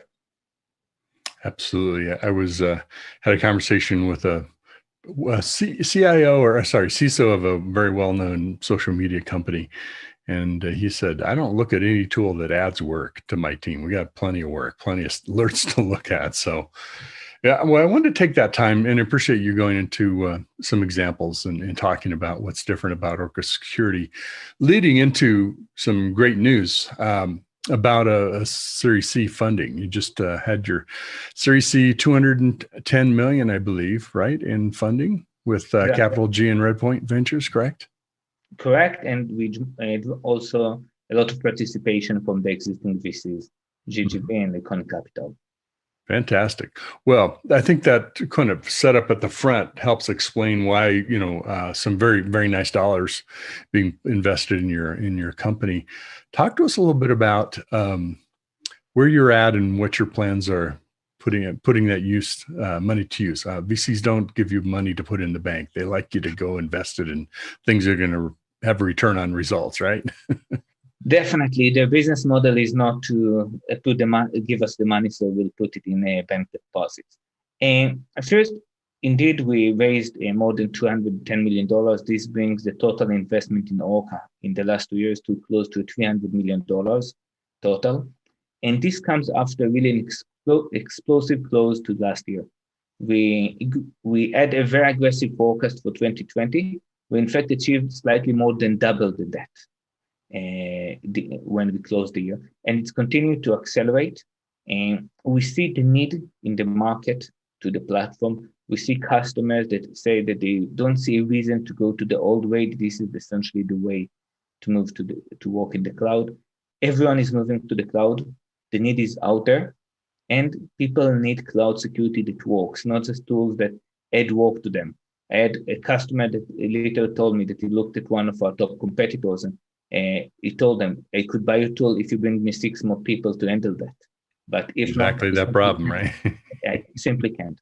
Now, with all of this success, we see that what we need is to dramatically accelerate it. I won't say double down because we already doubled down. We grew 5 times in the team size approximately in the last year.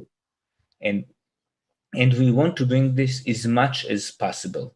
It's one thing to have an amazing platform used by dozens of customers, but another thing to make sure that every organization around the world that need cloud security consider and chooses Orca security. And this is essentially the main goal.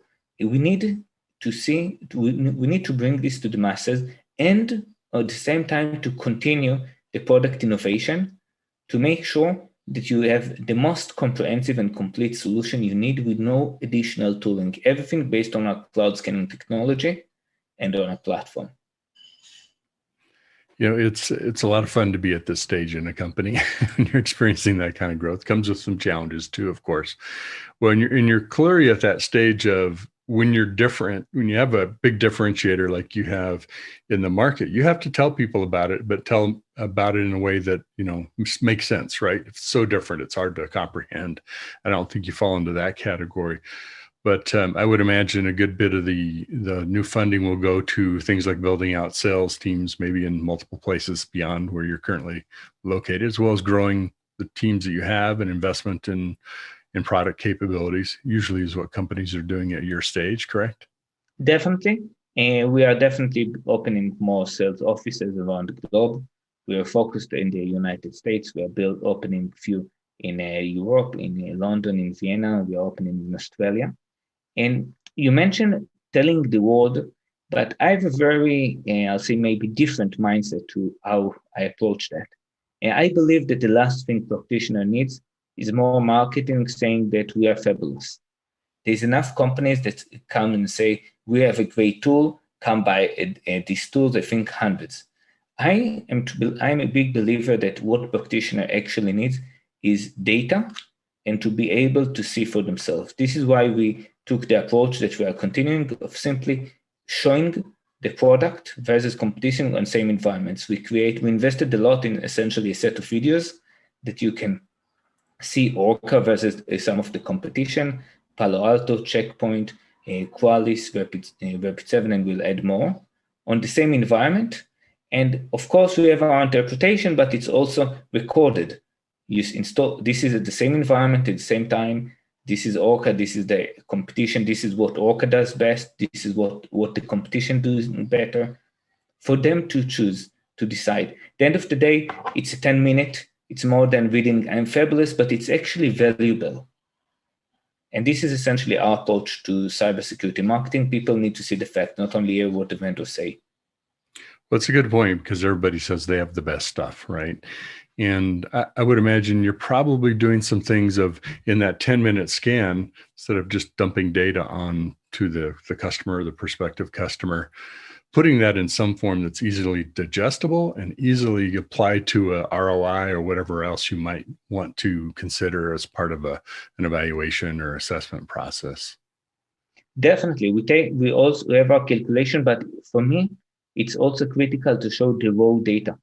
What happens when this malware exists and what tools detect it in what way? How are these vulnerabilities shown? What is the integration process looks like? Everyone says it's 5 minutes. Show it. People are buying tools that they need to work and they need to trust.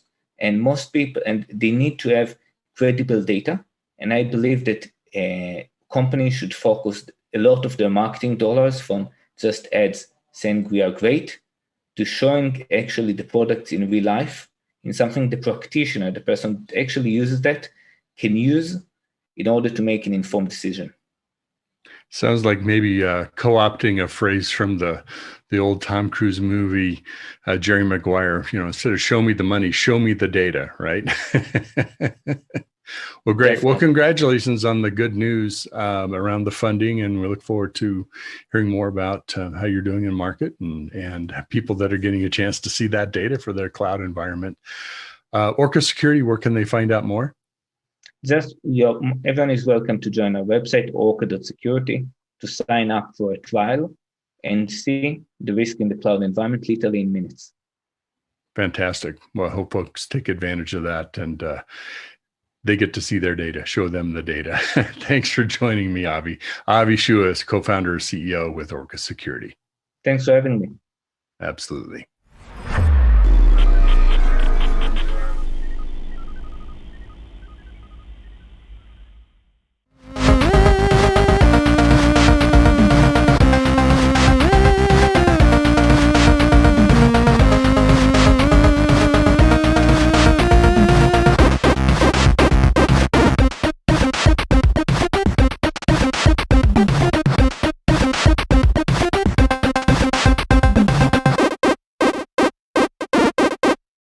All right, that's it for today's TechStrong TV broadcast. Just a quick reminder, the Secure Coding Virtual Summit is happening tomorrow, Wednesday, the 24th. And if you're interested in the virtual summit, please do check it out at securecoding.com. It is sponsored by WhiteSource, and we are a media sponsor. And I am just super, super excited about this virtual summit. I know there's going to be lots of great stuff in it, so I highly encourage you to check it out. Otherwise, we will be back here on Thursday with a brand new broadcast for you of TechStrong TV. Until then, I hope everybody has an amazing day. And whatever you do, please stay safe.